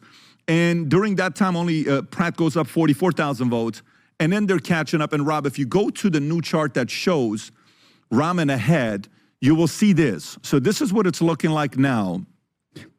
Mail-ins arriving before election, Bass 38, Pratt 28, Raman 20. Pratt's got a 28-point lead. Mail-ins arriving after election, Raman 37%, plus 17. Bass goes down 3, Pratt goes down 9. You want people to believe this. Then there's another one, the vote 83% counter translates. Not this one, Rob. The other one where the judge is talking about how they allow people to vote in LA. and I even send it to you guys. I think you have it, Rob. If you go through the notes, you definitely have. This is the one. Watch this. So first go to the bottom for him to show the picture, because I think this is reacting to a picture.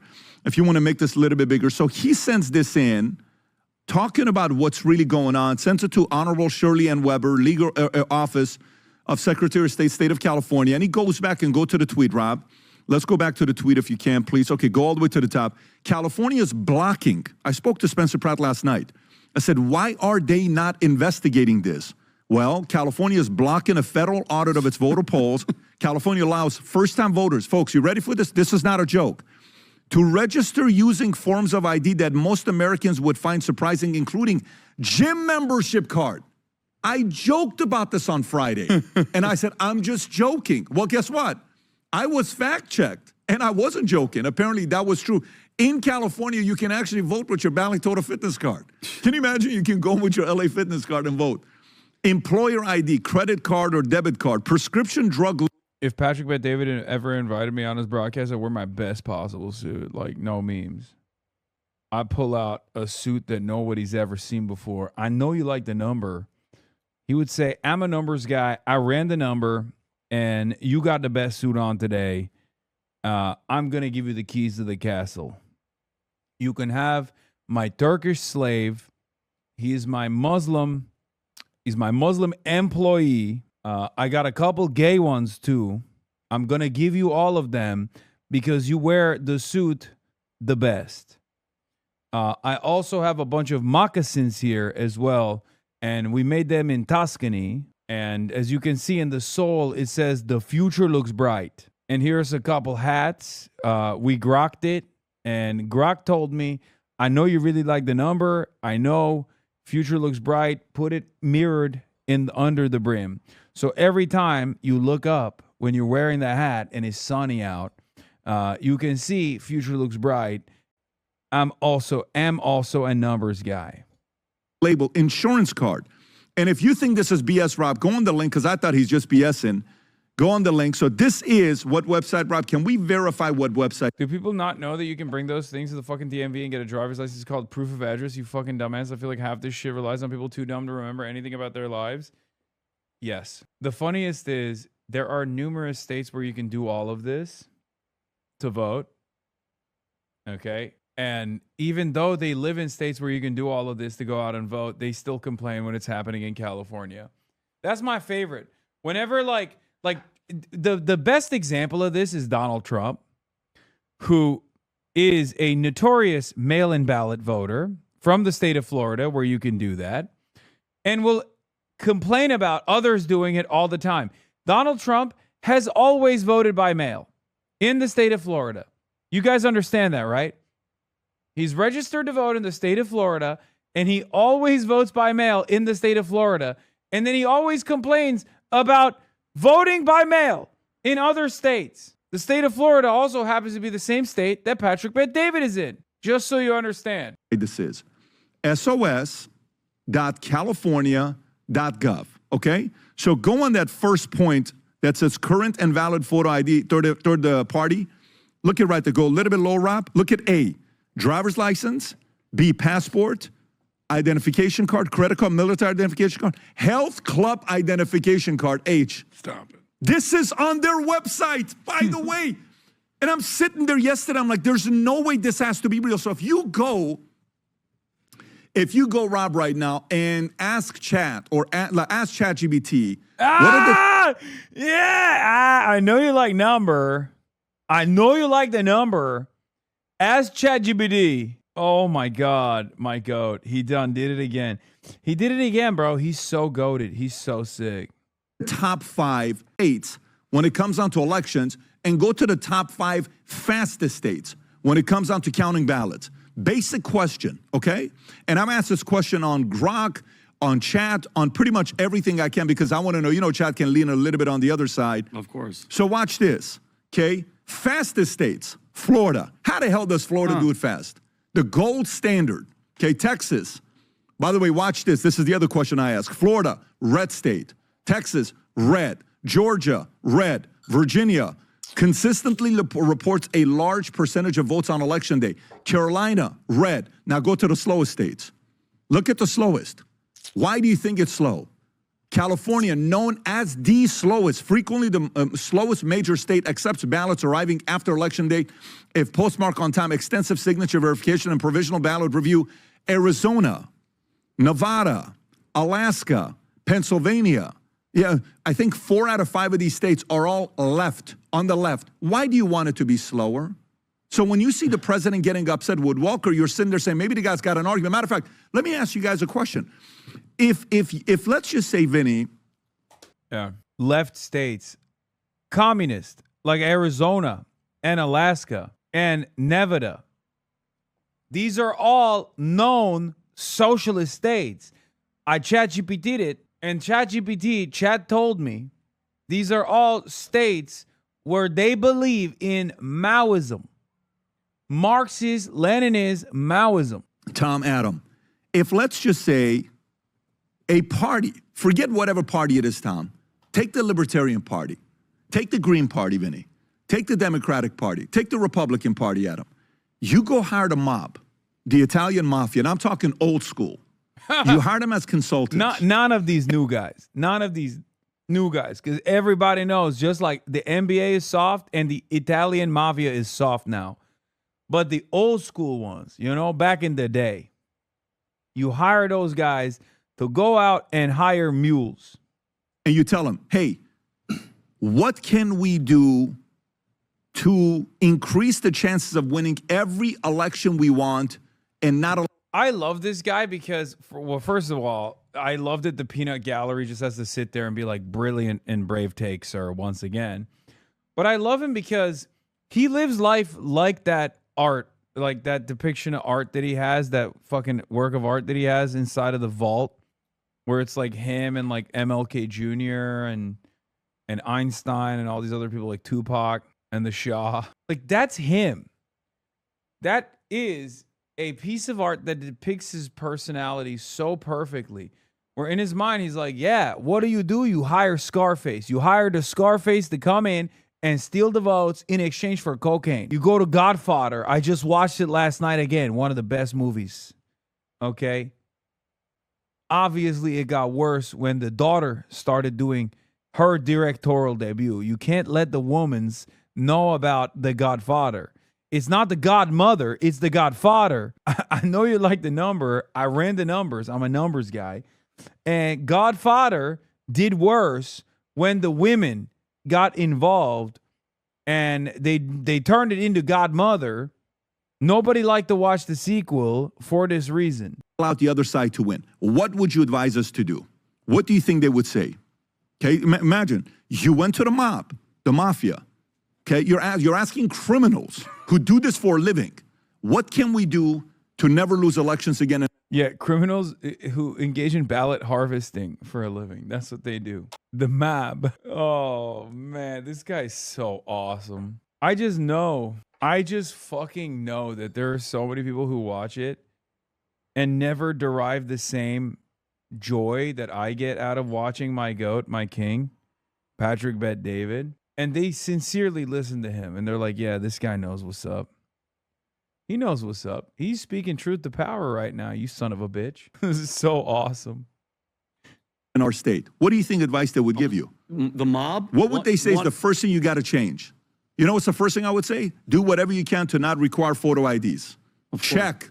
We did it in California. Number 2, make it as slow as possible so we can count ballots afterwards. Wait, what does that have to do with anything? What does that have to do with the theft? Isn't it worse? Because it draws suspicion? Isn't that a less efficient way of stealing the election? You fucking dingus. Counting the ballots slow on purpose is done to make us feel good, but then to also steal it later so we know they stole it. It's kind of like Tony Montana, who's my idol and my icon, one of the best guys. Real guy. From Cuba, okay, lives in Miami now. Tony Montana, he always used to say, make your enemies know that you are there. Make your enemies know that you are cheating on them. Because it's a power move. Show them that you don't have the numbers because your enemies are numbers guys. I'm a numbers guy. Show the enemy that you don't have the numbers at first, make them feel comfortable, and then bring in the numbers. Check. Allow mail-in ballots, and as long as possible, check. As long as you do this, don't worry about it. You'll have it under control. You're serious? Oh, yeah, you're going to have it under control. And convince Americans that getting photo IDs is racist. Racist, brilliant. That's the Convince them it's racist. Got it. Yeah. And convince them it takes very slow. Yeah. Dude, yeah, the mob did this. The Italian mafia, and not the new one. The new Italian mafia is not as hard body as the old Italian mafia. They did this. They convinced the American people it is racist to have identification. It's just hard. Yeah. Why you're racist against blacks? You're racist against, and blacks are like, no, what are you talking about? I can get an ID. No, but it's racist because these people don't like you. Yeah. I'm telling you, they don't like you. Yeah. That's why they're trying to do this. So then you look at charts. 69% of Democrats, you know what they want? 69% of Democrats want photo IDs for election. You know what the numbers for Republicans? 95, 96%. 83% of Americans want a flippin' ID to vote. And then you want the American people to sit there and believe that if you accept a gym membership, no one's cheating. No wonder the president got upset at Welker. Now, should he have called her stupid or whatever? That's Trump style. He's always been like that. That's a conversation that you can have. But no wonder he can sit there and watch in a state. By the way, as much as I take shots at people in California, you know I do, my Armenian, Assyrian, Persian friends. They message me, hey, you're not being fair, you're not doing this. You know what, if you haven't worked with me long-term, face-to-face, like in a company, you don't know my style. You only know me from the podcast and the relationships that we have. You don't know how I challenge, you don't know how I drive. You haven't been with me behind closed doors. Some people have witnessed how I do and what I do there. You don't think I want to see California flip? You just know me as the numbers guy, but sometimes they call me the enforcer guy, okay? You don't think I would do anything in my power to make sure California flips? I'm a numbers guy. I want to flip the number. I know you like the number. I want to flip it. That's my style. We come in, we go out, we flip the number. You don't think I want to see a mayor flip? You know how bad I feel for my friends in LA right now? You know how bad I feel for my friends in California right now? You know how annoyed these people are? These are good people that have said, I'm not leaving. And then you do something like this. And you want something to change with this? By the way, do you remember that one interview where Newsom's like, oh, we're not worried about the elections. And he had that smile? This was like 3 weeks ago. I've still got the clip. You want to? Yeah, because it's California. Yes. Because it's fucking California. It's one of the bluest states in the country. That's why. Oh my God, these guys are so stupid, dude. They're just sitting around making each other scared and mad. This has always been the reactionary method. Look at how pissed Vinny is, by the way. Vinny, I haven't seen Vinny this mad since he had to appear alongside myself, the guy responsible for 9/11. It's so funny that, like, it's one of the most basic concepts. It's literally like saying, it's the equivalent of if I got together with my, homies and we're sitting around and we're like, Alabama, socialist safe haven. Everybody knows this. I got friends in Alabama. Well, I don't, but I got friends in California that's always talking about how Alabama is communist. But once again, the goddamn Republicans have stolen the Alabama election away from the communists. That's literally what they're doing right now. Okay? What they're doing is the equivalent of me talking about how I talked to all of my fucking socialist friends in Los Angeles, and we all decided collectively that Alabama is a communist state, and yet the Republicans keep stealing the fuckies and giving it to the Republicans. What the fuck? See how, and Mike, that's why he's been so quiet. Breaking the glass. Oh, this is Pat. Look, this is the attitude of exactly. Go ahead.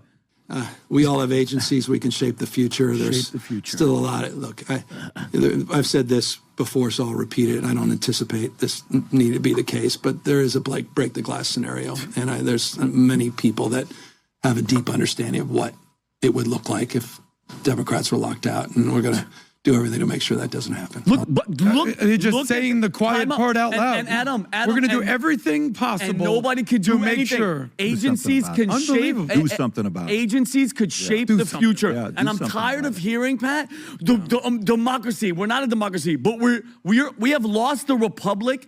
If this is how it happens in front of our face, we can't do nothing about it. The government can't do nothing about it. And that's the front runner. That's the front runner of the Democratic Party. And if they win, Pat, yeah, he's talking about redistricting, dude. That's what he's talking about. He's talking about redistricting. And as far as the race goes, he's saying he's not worried about the race regardless. But once again, these guys are like, oh, they're going to steal the election from the Republicans. The Republicans are going to win. And they come back in power. I'm not stupid. I know the pendulum swings. You let them in power. The SAVE Act didn't go through because they have 4 rhino, I'm not going to say the word, Republicans that don't. You need an iced coffee, sleepy? Dog, I've slept for 4 fucking hours on a plane, okay? There's the only thing that can save me right now from falling asleep is crack cocaine.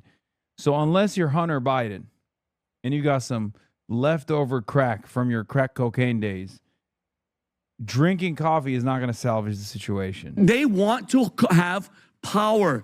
And again, if I keep hearing this word democracy, it's our republic. And at what point the 99.999% are going to finally say, Pat, enough is enough?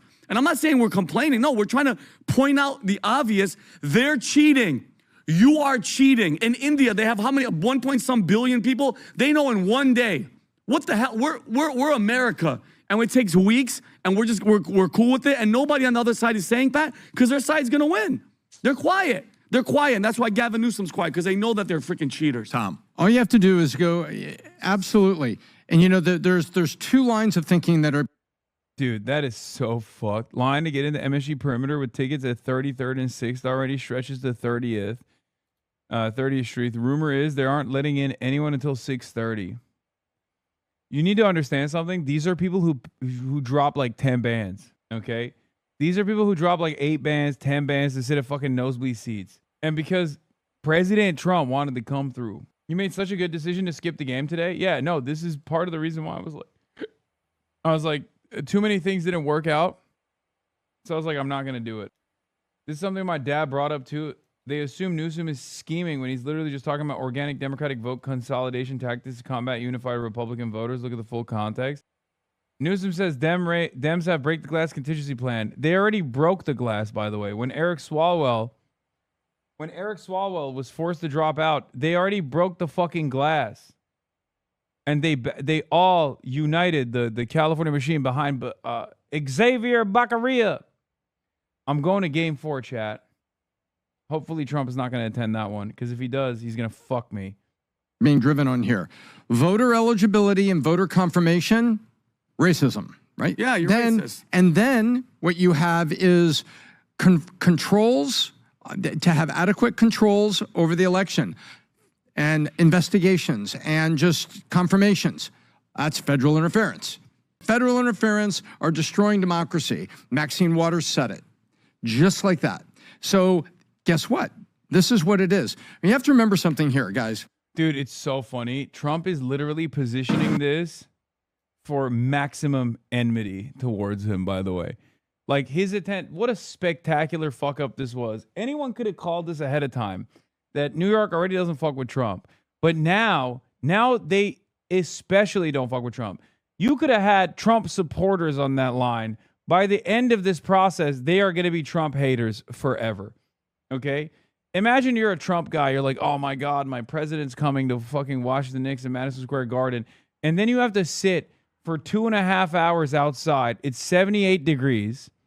Okay? It's 78 and sunny. You're sweating fucking balls with, they take away everything that you have on your person because Trump decided to come to Madison Square Garden. You're booing his ass. You're booing his ass. 100%. He shows up on the Jumbotron. You're like, fuck you. Fucking pedophile president. Your homies are like, bro, didn't you vote for him? He's like, yeah, fucking, it was the worst mistake of my life. Yeah, here's the scene with 4 hours to tip off. He's ruined it. He's ruined the experience of so many people. It's so awesome. It's low tech. When you increase technology, you increase the confirmations and you can increase the confidence. Now, technology isn't a voter tabulation machine that can be hacked and flip votes. We've seen examples of the voting machines. You've seen this, Vinny, over the years where they've said, this is an example how this particular machine was flipped. No, the deeper you go in technology. Congress heard a presentation. This is a select committee, heard a presentation on the blockchain, Pat. Hey, did you know you could just take every person who's a valid citizen, put them on the blockchain, you'll know instantly did they vote or not. Not who they voted for, but did they vote or not. What is this man saying, bro? Oh my God. I do trust this guy in technology. He was there when they invented electricity. Oh my God.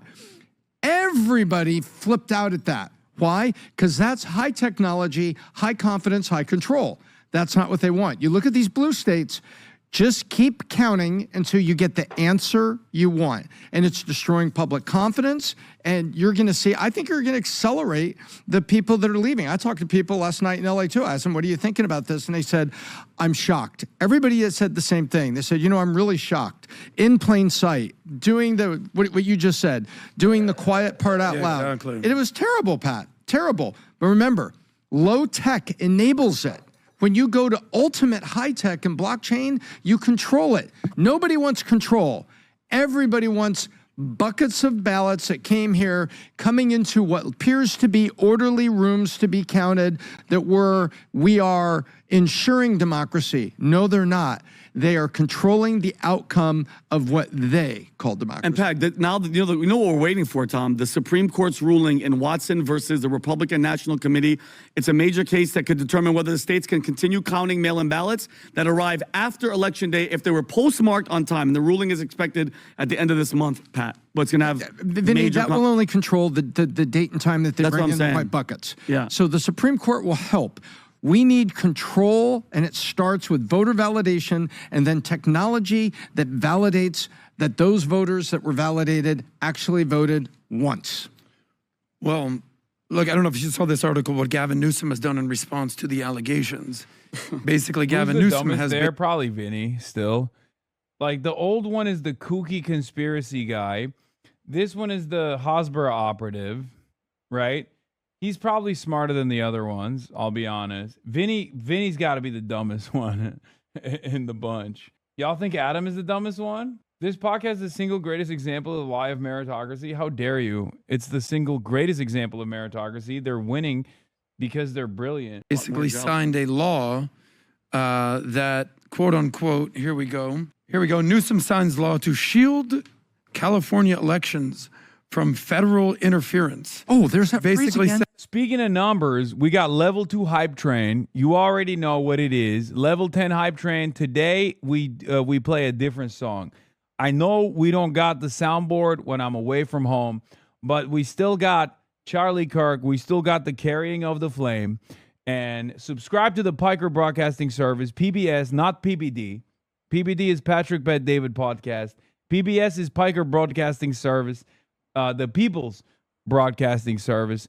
If you like the numbers, please subscribe. This is how you can support the show, support independent media. I know you like the number. We get the level 10 hype train. You already know I'm playing new Charlie Kirk songs today. I am a number. Please grok me. The flame will not be carried if you do not subscribe. And we got to carry the flame every day. What is this? There's a Turkish one? Okay, maybe I'll play that one. I'm poor. I can't even change the color of my Bugatti. Oh, we got a poor guy in here. Okay, this guy got a Bugatti, but he can't change the color. Why do you even get a Bugatti if you can't change the color? Everybody knows you get a Bugatti, you got to change the color. Otherwise, it's like you're dating somebody else's girlfriend. Okay? It's not your own Bugatti. It's the previous owner's Bugatti. If you can't change the color, okay? We got some numbers. Michael Fusco Art, thank you for the 100 gifted sub. Level 5 hype train complete. We got 5 more levels or level 6 hype train. 4 more levels until we complete level 10 hype train. I know you like the number. I'm a numbers guy. We got to get the number up. saying we prohibit any person, including federal agents, from accessing voter rolls or election technology without a court order. But then in response, here's this article. This is from The Hill. Federal prosecutors opened fraud probes into California voting. So alleged voter fraud, multiple election fraud investigations underway. Essentially what you said, there's serious structural vulnerabilities, specifically coming from two major components, mail-in voting and not requiring voter ID at the polls. And by the way, verify that only eligible U.S. citizens are registered. On the Newsom thing, he signed that on May 29th, 4 days before the election. 4 days before. Here's the video where he explains why he wants to go ahead and pass it so that the federal government cannot interfere, is what he calls, in California's election. Go ahead, plus watch the play. Trump all the time. He's an invasive species. We've never been up against something like this. And he's just not, he's just winding up. I mean, he doesn't believe in fair and free elections. He believes in competitive authoritarianism.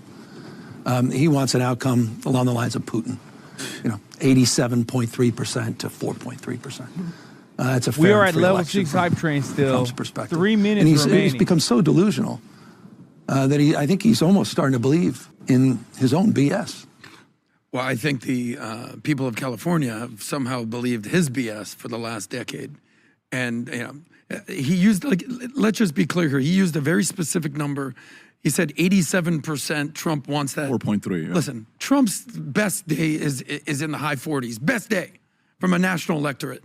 And worst day is somewhere in the mid 30s.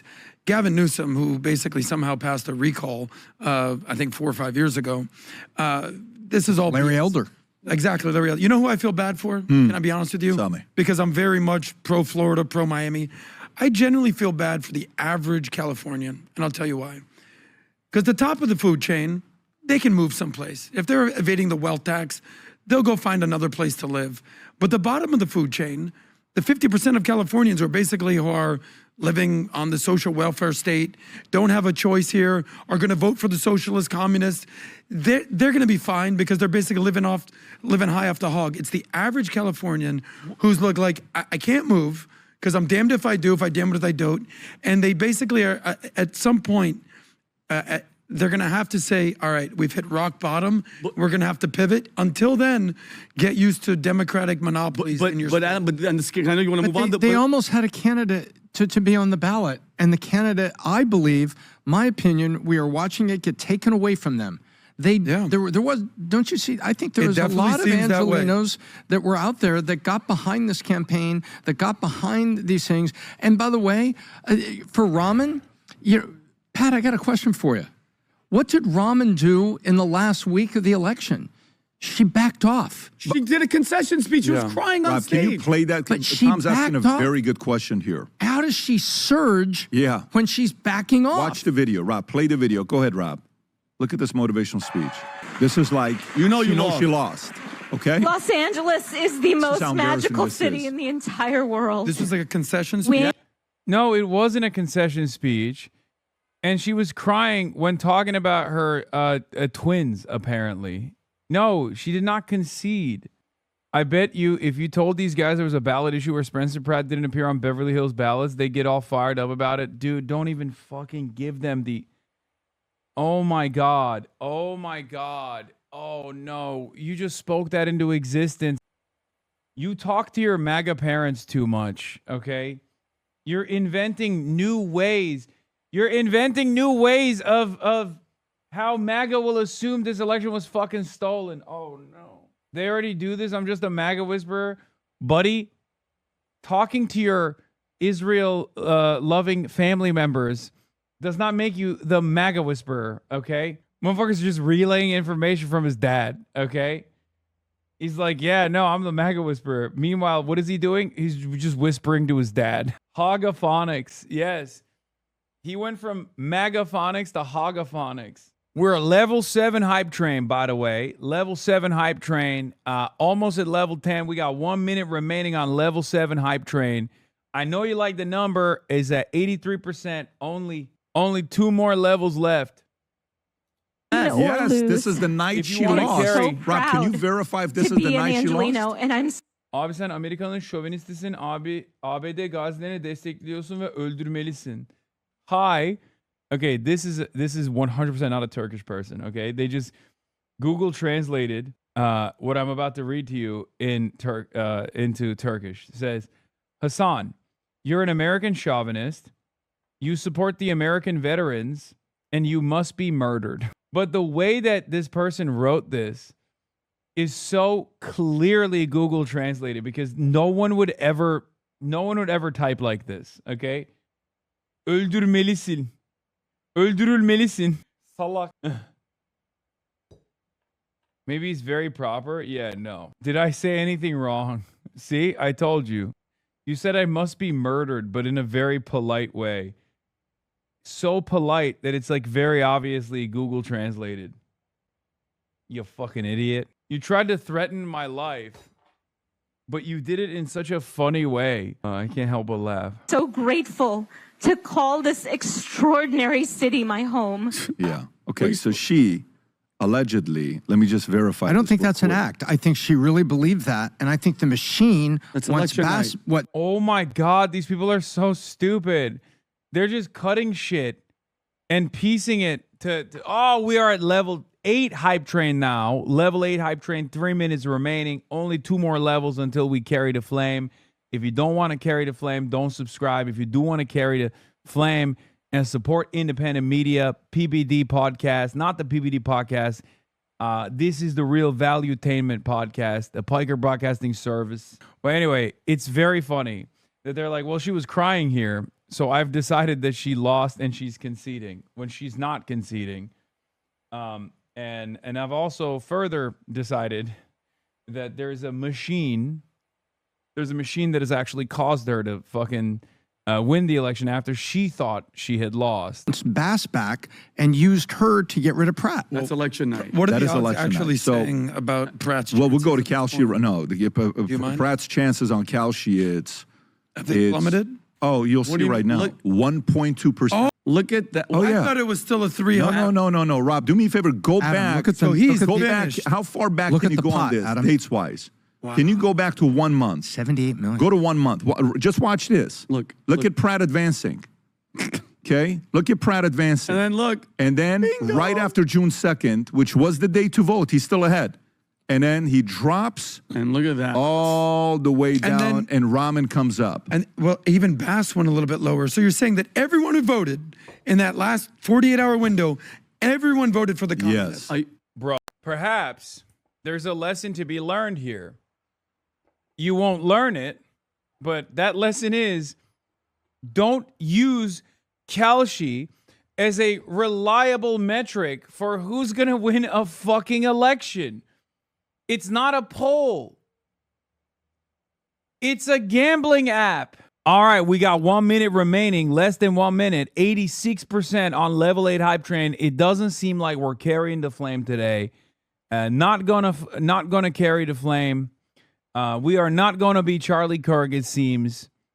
Book Girl Love, thank you for the 25 gifted subs. Only 30 seconds remaining now. Little Beast Stand, thank you for the 5 gifted. At 90%, Jawed, all right, never mind. We made it to 100%.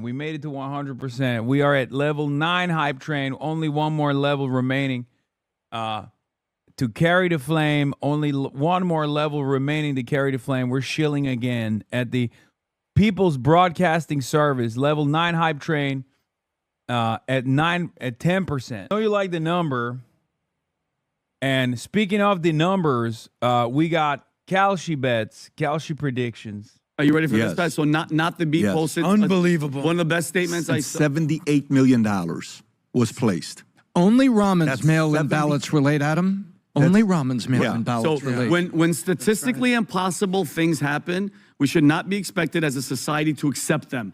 Evidence of fraud isn't limited to video surveillance. At level 9 hype train, we're over 52%. It seems like people are carrying the flame. Statistical impossibilities are hard evidence of fraud. That was not the B posted it and Elon posted it, Pat. And this is right or whatever. They're willing to lie and cheat to come into power. That's why I'm saying, Pat, this is a spiritual thing. We're at spiritual warfare. Oh, we're at because 90%. Once they come in, Pat, what do? They open the border, they bring in illegals, our women and children get freaking taken advantage, murdered, or raped, and then they make policies for trans this and that. It's freaking evil. And what's a fine time? You're talking about these Angelinos. What could they do? What? Your impression of Patrick Bet-David is a good teaching moment about the values of persistence. From one of your worst impressions to one of your most entertaining ones, you proved to us that we should never give up on the things we love. Success inevitably follows hard work. Meritocracy is real. And you know, rest in peace to Charlie Kirk. Anyway, all right, let's get back to Patrick Bet-David. What can you do? What? Go on the streets? So we believe this is an election. They believe this is a revolution. And during a revolution, anything is permissible. And yeah, dude, that's what's going on. We're doing the revolution by getting Nithya Raman in as LA mayor. Or wait, it's even dumber than that. We're doing the revolution by kicking out Spencer Pratt from the runoffs. That's the revolution. that's what you're seeing it here. You know, we believe that they're wrong and that we need to sit down and find a way to reason with the ones that are close to the middle and to bring them over. That's the spirit of this podcast. It's just like, oh, they're counter-revolutionary. It's always funny because it's like, I mean, what do you say? What do you say to this? I always wish that the Democrats were half, if not a quarter, as revolutionary as the Republicans claim they are, you know? It's a very sad state of affairs. That's why you saw Pat on Jubilee. That's why all this stuff. They believe we're evil and any tactic is permissible to stop. PBD, you're a California guy. What are you hearing from your people? Because at the end of the day, there's going to be a socialist versus a communist, it seems, in this runoff. What are people in California? Okay, I'm going to be honest.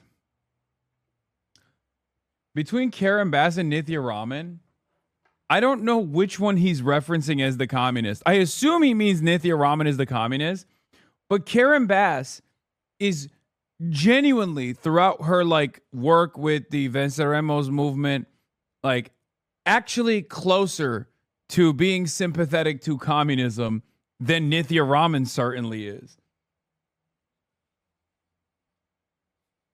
So I don't know. I don't know if like I assume they're saying like Nithya Raman is the communist because she's younger and she's more radical, I guess, even though she's not. But Karen Bass actually was a communist at some point in her life. California saying. So there are guys that are planning on moving to Florida and they've been waiting and waiting. I'm not kidding. I'm not kidding when I say that about Karen Bass. Karen Bass literally worked alongside the Cuban government for years. And I think that's a good thing for the record. I'm not saying it's a bad thing at all. She did like humanitarian aid missions. Like, it's true. Now, that doesn't reflect on who she is now, unfortunately, but she used to be a fucking comrade. And waiting. Like, for instance, I'll give you an idea. My own family. Yeah. A lot of Iranians, Armenians, Assyrians left Iran a long time ago. When did your parents leave Iran? Oh, my God. What year? Because you were born in New York. I was born in New York. So how much previous to that? When did your parents leave? In the 70s. Can you text your, well, it's too early. No, she'll be up. What year you think I think your parents left probably in the 70s. Pre-revolution. Say early 70s. Okay. So you have to realize there's different tiers of people that left Iran. Yeah. Okay. Sure. There are those like his parents who left early. Okay. Then there are those that left in 77. 78. The moment revolution started happening, they're like, we're out of here. Okay. That was your dad. No, not at all. No, they didn't. My mom was like, it's going to get better. So my mom encouraged them to stay. My dad is saying, let's get the hell out of here. My mom said, no, let's stay. It's going to get better. Anyways, they stay. And then by 89, when Khomeini died and things got chaotic, we left. By the way, we are known as leaving the latest. We left late because they thought something good was going to happen, right? And then we left. And they were wrong. My parents, not a numbers guy am a numbers guy. My mother and my father, not a numbers guy. I crunched the numbers. I know you really like number. If it was up to me, I would have left way before the revolution. And we went to Germany, and then we ended up coming here. Okay, you've heard the story a million times, so I'm not Wait, we don't care about this PPD. Please, please, please. You're fucking wrong. I can listen to him explain this story, which I've heard him explain 1,000 times.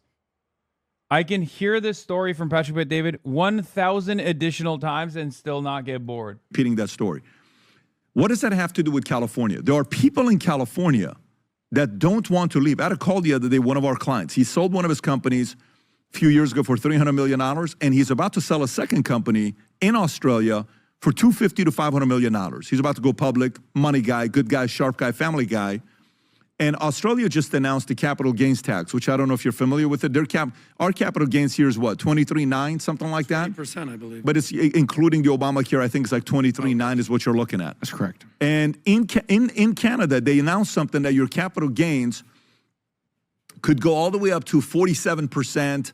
Rob, can you type in 47%? Higher than ordinary income? 47%, I want to say. There was something that came out that was 40. Australia, if you look up what their capital gains, a potential rate of 47%. He's bringing this up to me that this is taking place. I said, what do you want to do? Do you want to fix it? Or do you want to go to, Singapore? Do you want to go to Dubai where you don't have to pay taxes? He says, no, I want to fix it. I said, so you don't want to leave Australia? No. So you want to contribute? Yes. So what's the plan?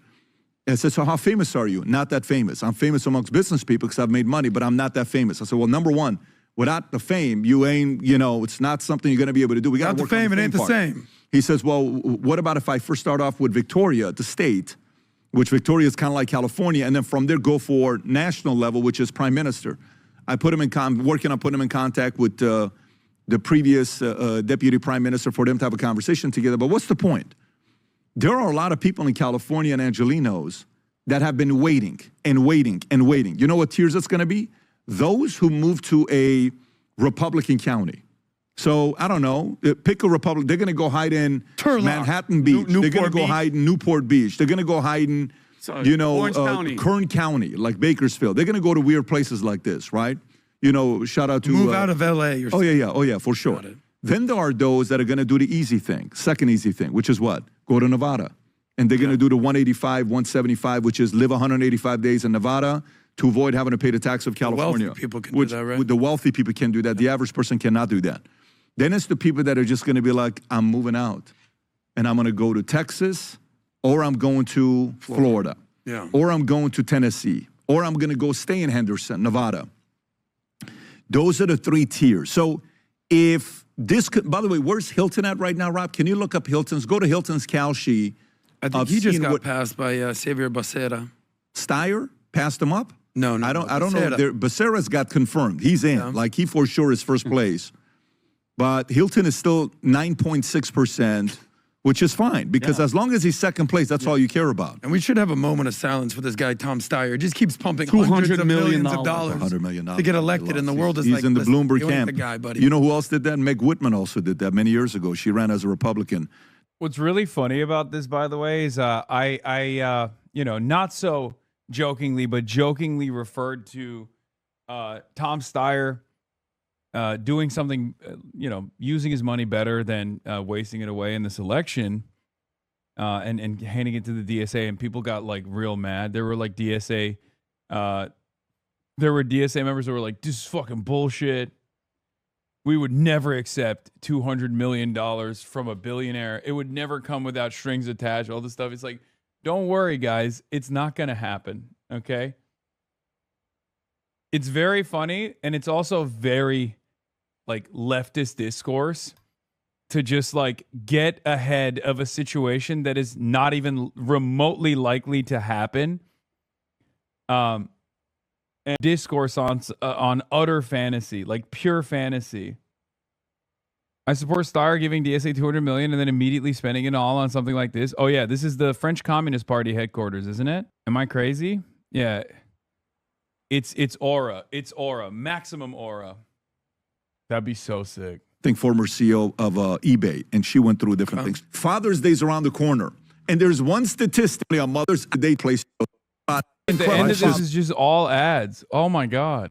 All right, we're all right, y'all. So this is crazy, but we're now at the point where left-wing YouTubers and let's watch some Dark Woke General, dude. Dark Woke Brigadier General. Also, new poll came out. New poll alert.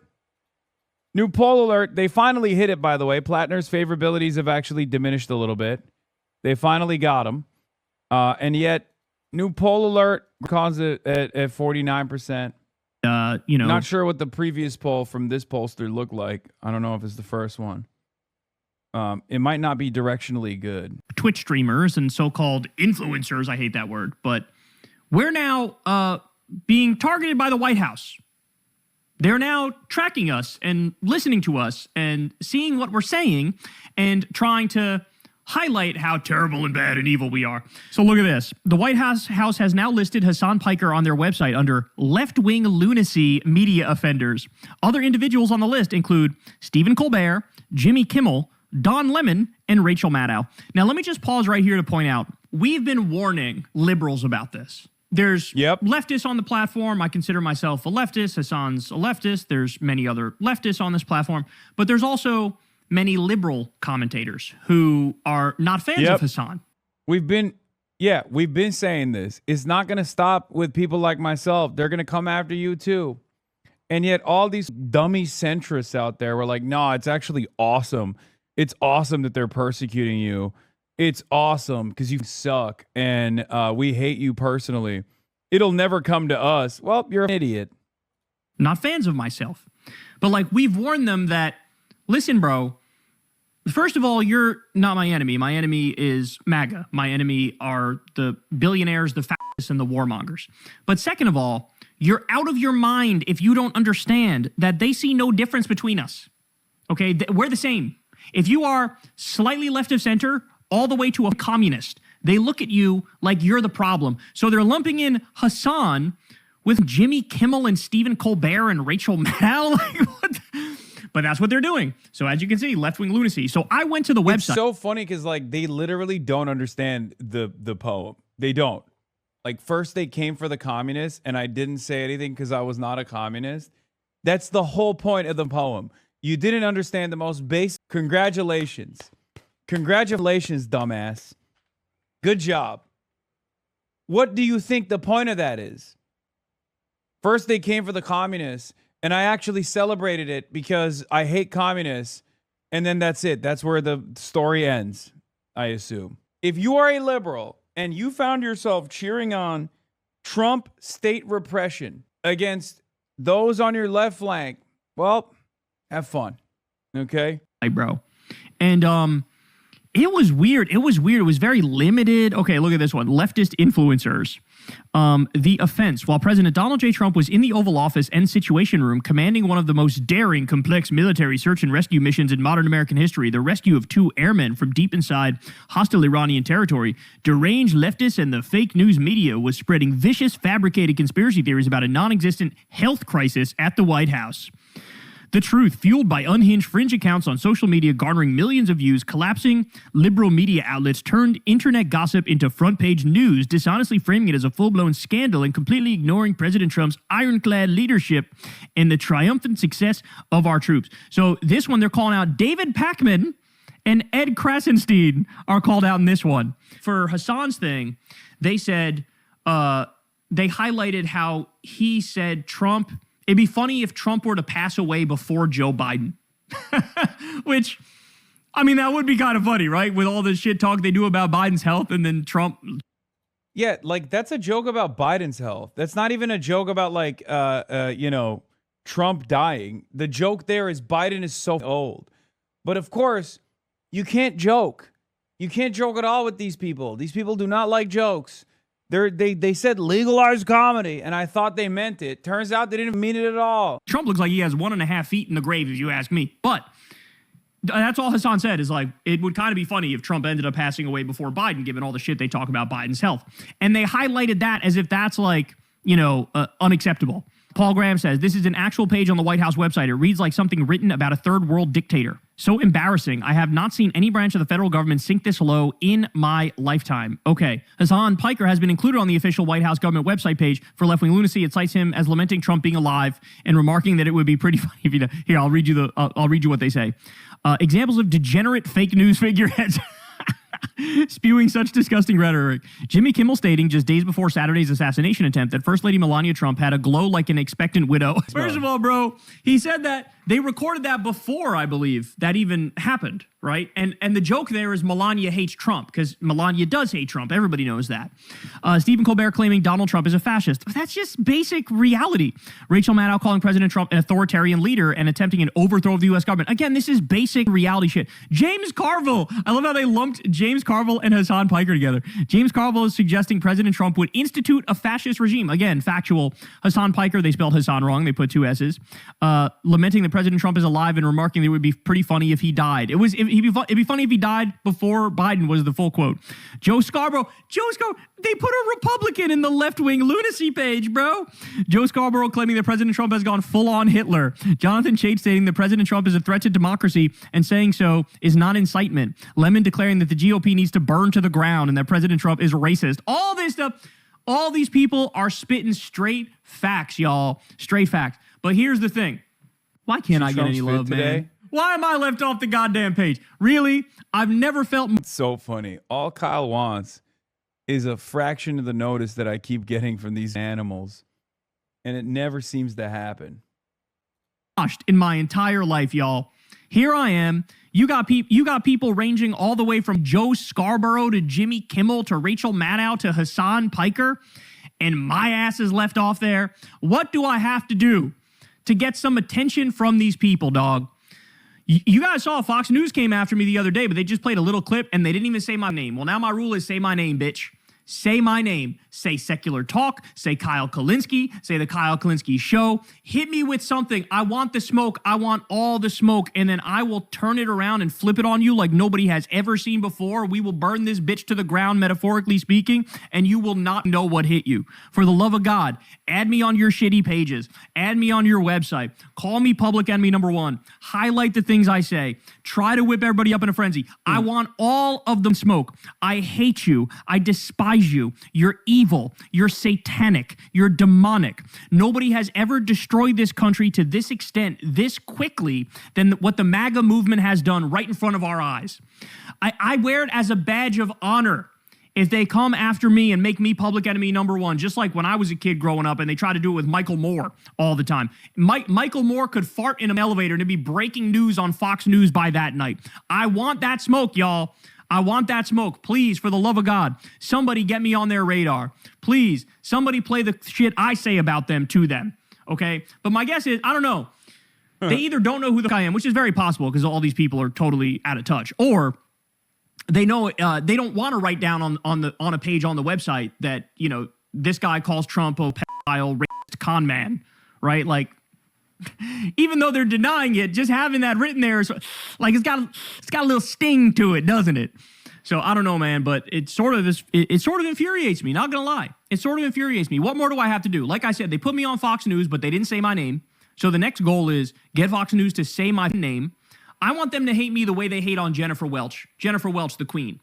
They've gone after Jennifer Welch. They've gone after Crystal. They've gone after Jennifer Welch. They really make a point of going after Jennifer. I can't do smoke transfer. I wish I could. I would love for them. I would love for the heat to be off my ass for like half a second. Okay? You don't understand. I don't actually like being in this situation. I know it's tough for people to believe this. I know you're like, well, you certainly do get it all the time, so you might as well enjoy it a little bit. I don't like it at all. I hate it, actually. So I think what Kyle needs to do is clear. If he wants to be the recipient of smoke, he has to come on the broadcast. You know, Dark Woke General has got to come on the broadcast and say some shit about Trump, and then Fox News will write about him too. Welch all the time. Really, their two public enemy number ones are Hasan Piker and Jennifer Welch are the ones that they really like. They say anything and it's like, blah, blast it out everywhere. How dare they say that? And then, of course, Hasan and Jen will double down and be based as shit. But, like, please add me on that shit. What do I have to do? What do I have to say? What do I have to do? Who do I need to shit on? whose attention do I have to get? Because I will do whatever I got to do. I will do it. I want all the smoke. Give me all that smoke and then some, y'all. I don't know how else to get this across to you. You guys should be reaching out to whatever 4chan Nazi Groiper is running this webpage. Y'all should be reaching out to them saying, can you please put Kyle on this? Here's some quotes of Kyle's. Add this to your list, please. I want to see this on the website. Reach out to Stephen Miller or whoever is behind this. But on a serious note, though, like, it is true how far we've fallen. This is insane. This is insane. Could you imagine Barack Obama having a list of like Andrew Breitbart and Rush Limbaugh and Sean Hannity and like Barack Obama was literally doing interviews with Bill O'Reilly. Remember that? He did a Super Bowl interview with Bill O'Reilly, and when Bill O'Reilly was like, I got to ask you some tough questions, Barack Obama was like, you're supposed to do that. Could you imagine? Instead of Trump sitting down across from Hassan Piker or Rachel Maddow or anybody like that. Oh my God. Sitting across. If I had the opportunity to sit across Donald Trump, I'd nut because he's that hot. Because he's that sexy, dude. And I'm unafraid to say it. Straight up. I'm unafraid to say it. What? You guys hate me for saying the truth, man. You hate me for saying the truth. He's sexy as dude. Are you kidding me? He barely tolerates even like the enlightened centrist journalists. He barely tolerates them. So it is profoundly weak. This shit is profoundly weak. And this is all they can do is sort of like whine and cry and bitch and moan about us because they know that if we're face to face and we're talking about what they do objectively, they will come across losing every single time, 10 out of 10 times. You can bet on that. Hey, y'all, do me a favor and like and subscribe. It helps out big time in the algorithm. Click the bell as well for... There has been a lot of noise, particularly online this week, because the Home Office in the UK God, the decided to BBC. deny entry to the UK to two really popular left-wing content creators, right, Matt? Yeah, so Cenk Uygur, who is the co-founder of the Young Turks... It's the BBC. Fucking hell. Free speech dilemma over Hasan Piker, the top comment podcast. Yeah. Fucking hell. I have your poster on my wall above my PBD shrine next to my life-size Giannis plush. Fucking hell. Nice.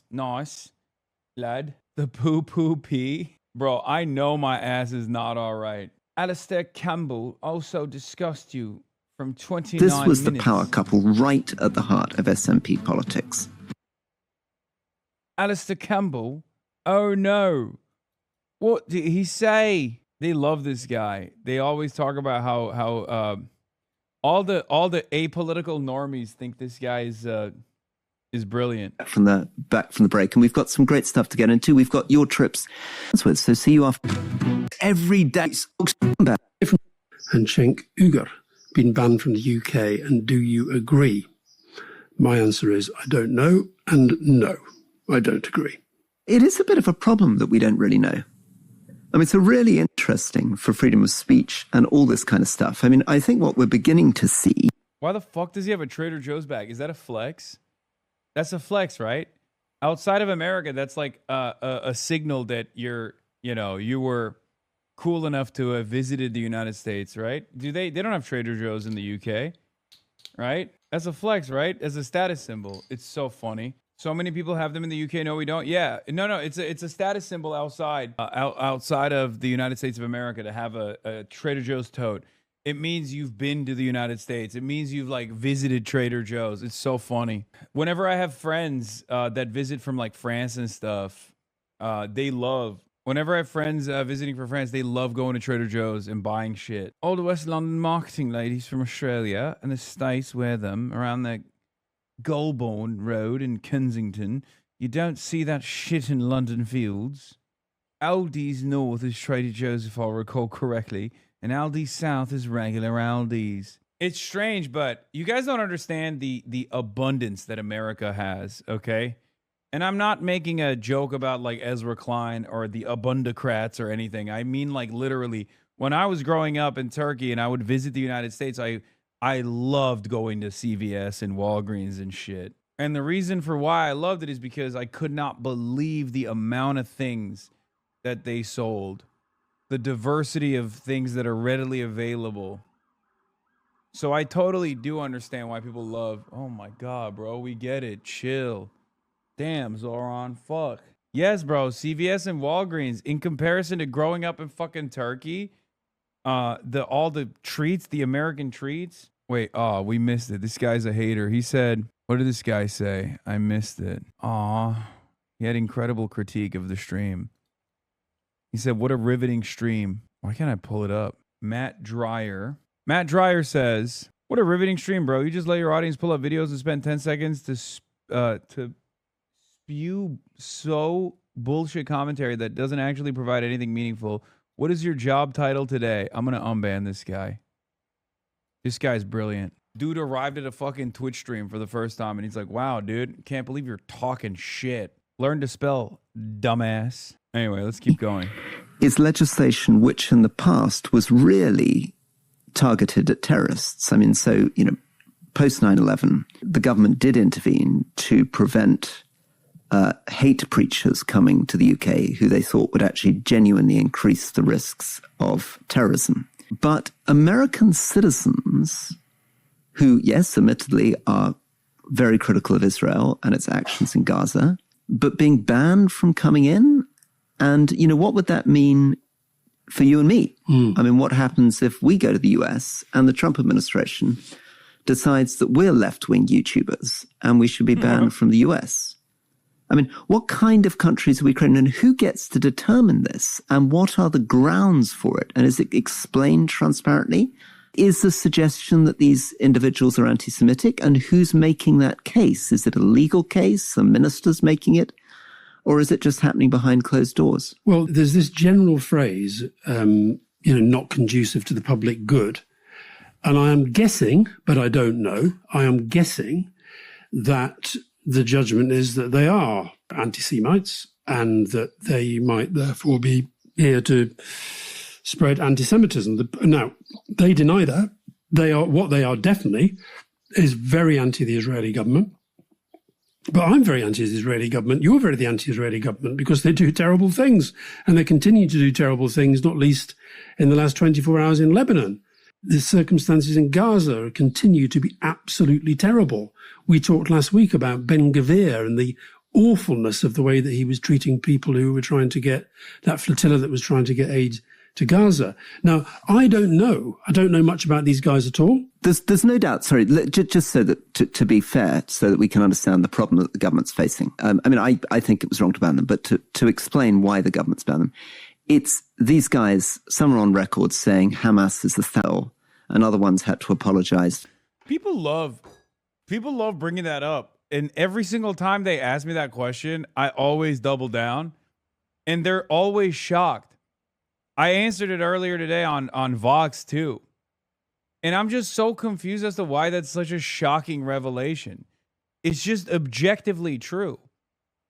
It's not even like that is one of those statements that I absolutely stand by because it's a great entry point to have this conversation about militant resistance. Like they'll always turn around and go, well, don't you feel like you're just justifying civilian casualties? No, I'm not. But the very fact that you think I am implies that you might be justifying one side's civilian casualties over the other, where there's a lot more emphasis on the casualties on one side and not necessarily on the other. It's supposed to be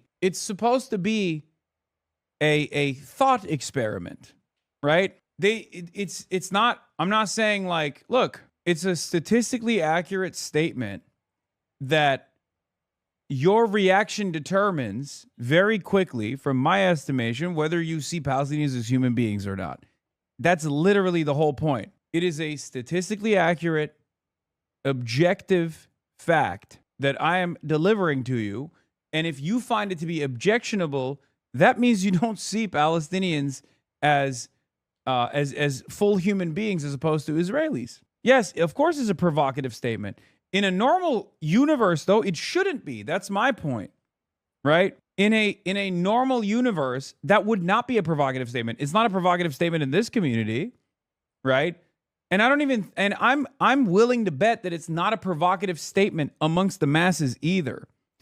It's just still currently being treated as a provocative statement because people haven't really thought about it. And the reason why I bring home that point over and over again, draw the salience of this point over and over again, is because through that provocation, I want to make it less provocative because I want people to really think about it. If one side has killed 70,000 people, the other side has killed 1,200 people, and you take issue with that analysis, that where you think there's like a moral equivalence between the two, when the reality of the matter is there is no moral equivalence, but it's not one that favors Israel in that conversation. One is a violent militant resistance that was forced to engage in militant action. The other one is the colonial occupant, right? But if you think that there's any parity there even, or if you find it objectionable to find any parity there between, civilian casualties on one side versus civilian casualties on the other, that shows your values are out of whack. To saying the United States deserved 9/11, etc. So the question is, though, are we treating people in these debates around the world in the same way, right? So how are we treating Israeli politicians who say that Palestinians don't deserve to get food? Exactly. And what is the principle here? I mean, I think, Again, these guys, their moral compass is like close to getting it, but it's still not there. Do you see what I mean? Me saying Hamas 1,000 times better than Israel is nowhere near as disgusting as an Israeli official or anyone who defends Israel justifying the genocide of the Palestinian people. One is simply reflecting on actual facts.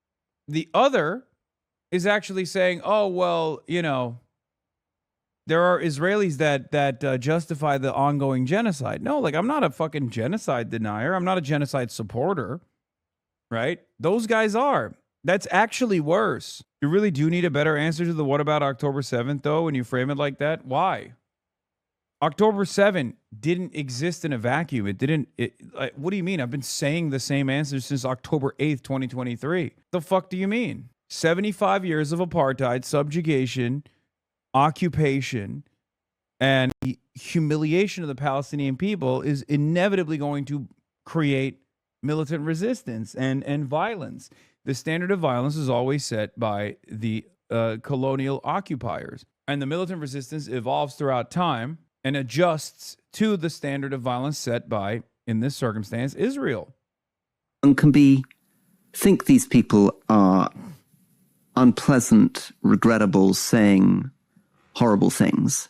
What's the line between that, freedom of speech, and banning someone from entering? Because certainly J.D. Vance is, I'm not quite saying that kind of stuff, but he said a lot of stuff that I find pretty disturbing. Donald Trump has definitely said stuff that I find deeply disturbing. So what is the categories? And I think this is quite important for democracy to decide where we draw the lines on these, because traditionally I think we tended to say we can put up, particularly with YouTubers, influencers, comedians saying pretty outrageous and disgusting things, we can condemn them, we can be horrified by them, but we don't actually ban them from entering the United Kingdom.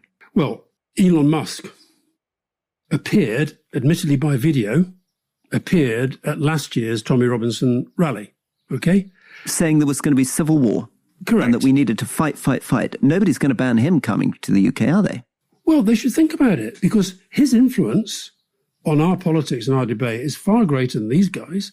And added to which, the reason why I think it was, look, unless there's something we don't know, in which case they should explain it, these guys have now got a far bigger platform, including into the British political debate.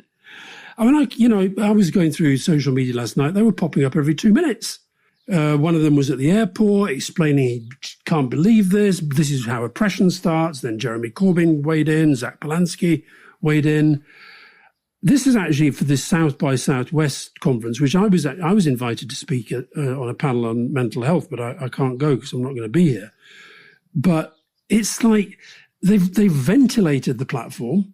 And I think unless you explain this, and your point about, where you draw the line, I think one of the worst things about this is it does allow people to say that Israel gets treated differently. And so the guy that he was the uncle, this is an uncle and a nephew, and the uncle was standing at the airport saying, what I find most extraordinary about this is that it's another government persuading your government, the British government, to stop somebody from another country coming in. Now, son, if it comes down to Becerra and Hilton, who are you voting for? Butch Ware, baby. We don't know that that's the case, but you can see why he might That's say a joke that. before people fucking rip my ass. Butch Ware hates me now, apparently. Because it is the Israel-Gaza comments that they've made in the past that have prevented them coming in. I think the best and strongest articulation of the problem is actually made by a guy called Aaron Turr, who is the director of a big US nonprofit on public advocacy. He says it's one thing to exclude someone who poses a genuine security threat or intends to engage in unlawful activity. So did these guys pose a genuine terrorist threat? Were they going to engage in unlawful activity? But if the government's decision was based purely on these individuals' views, then that should concern anyone who values freedom of expression. This guy, one of them said that, America deserved 9/11. As you say, they made some very offensive comments about October 7th, about equating Israel with Hamas, etc. Why is that offensive? Why is that offensive? If anything, it's offensive to the Palestinians. What do you mean?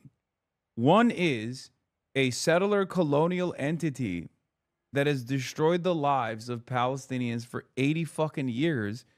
The other one is the orphaned sons of Palestinians that have been orphaned by the settler colonial entity. Yes, I have tremendous political disagreements with them, okay? But their ultimate purpose, their ultimate goals is an end to the occupation. I want an end to the occupation. This is a just goal. This is a moral goal. And a lot of liberals feel nasty agreeing with a bunch of Islamists. They think these are barbarians. They think these people are barbaric. And they can't get themselves to come to terms with that. I think is where we have a problem, because I can think, I hate doing whataboutery, and I'm not going to do it, but I can think of quite a lot, well, I guess I did it with Musk. I can think of quite a lot of whataboutery points that I could make from a different political perspective. So there has to be a proper explanation of the principles, and I don't think we had that in the communication yesterday. Added to which, the government, in a sense, allowed them to control the means of communication. They were the ones who were explaining what was going on. So I think, all in all, I think this is a bit of an own goal. Okay, next question. Nat from Swindon. This is for you, Alistair. What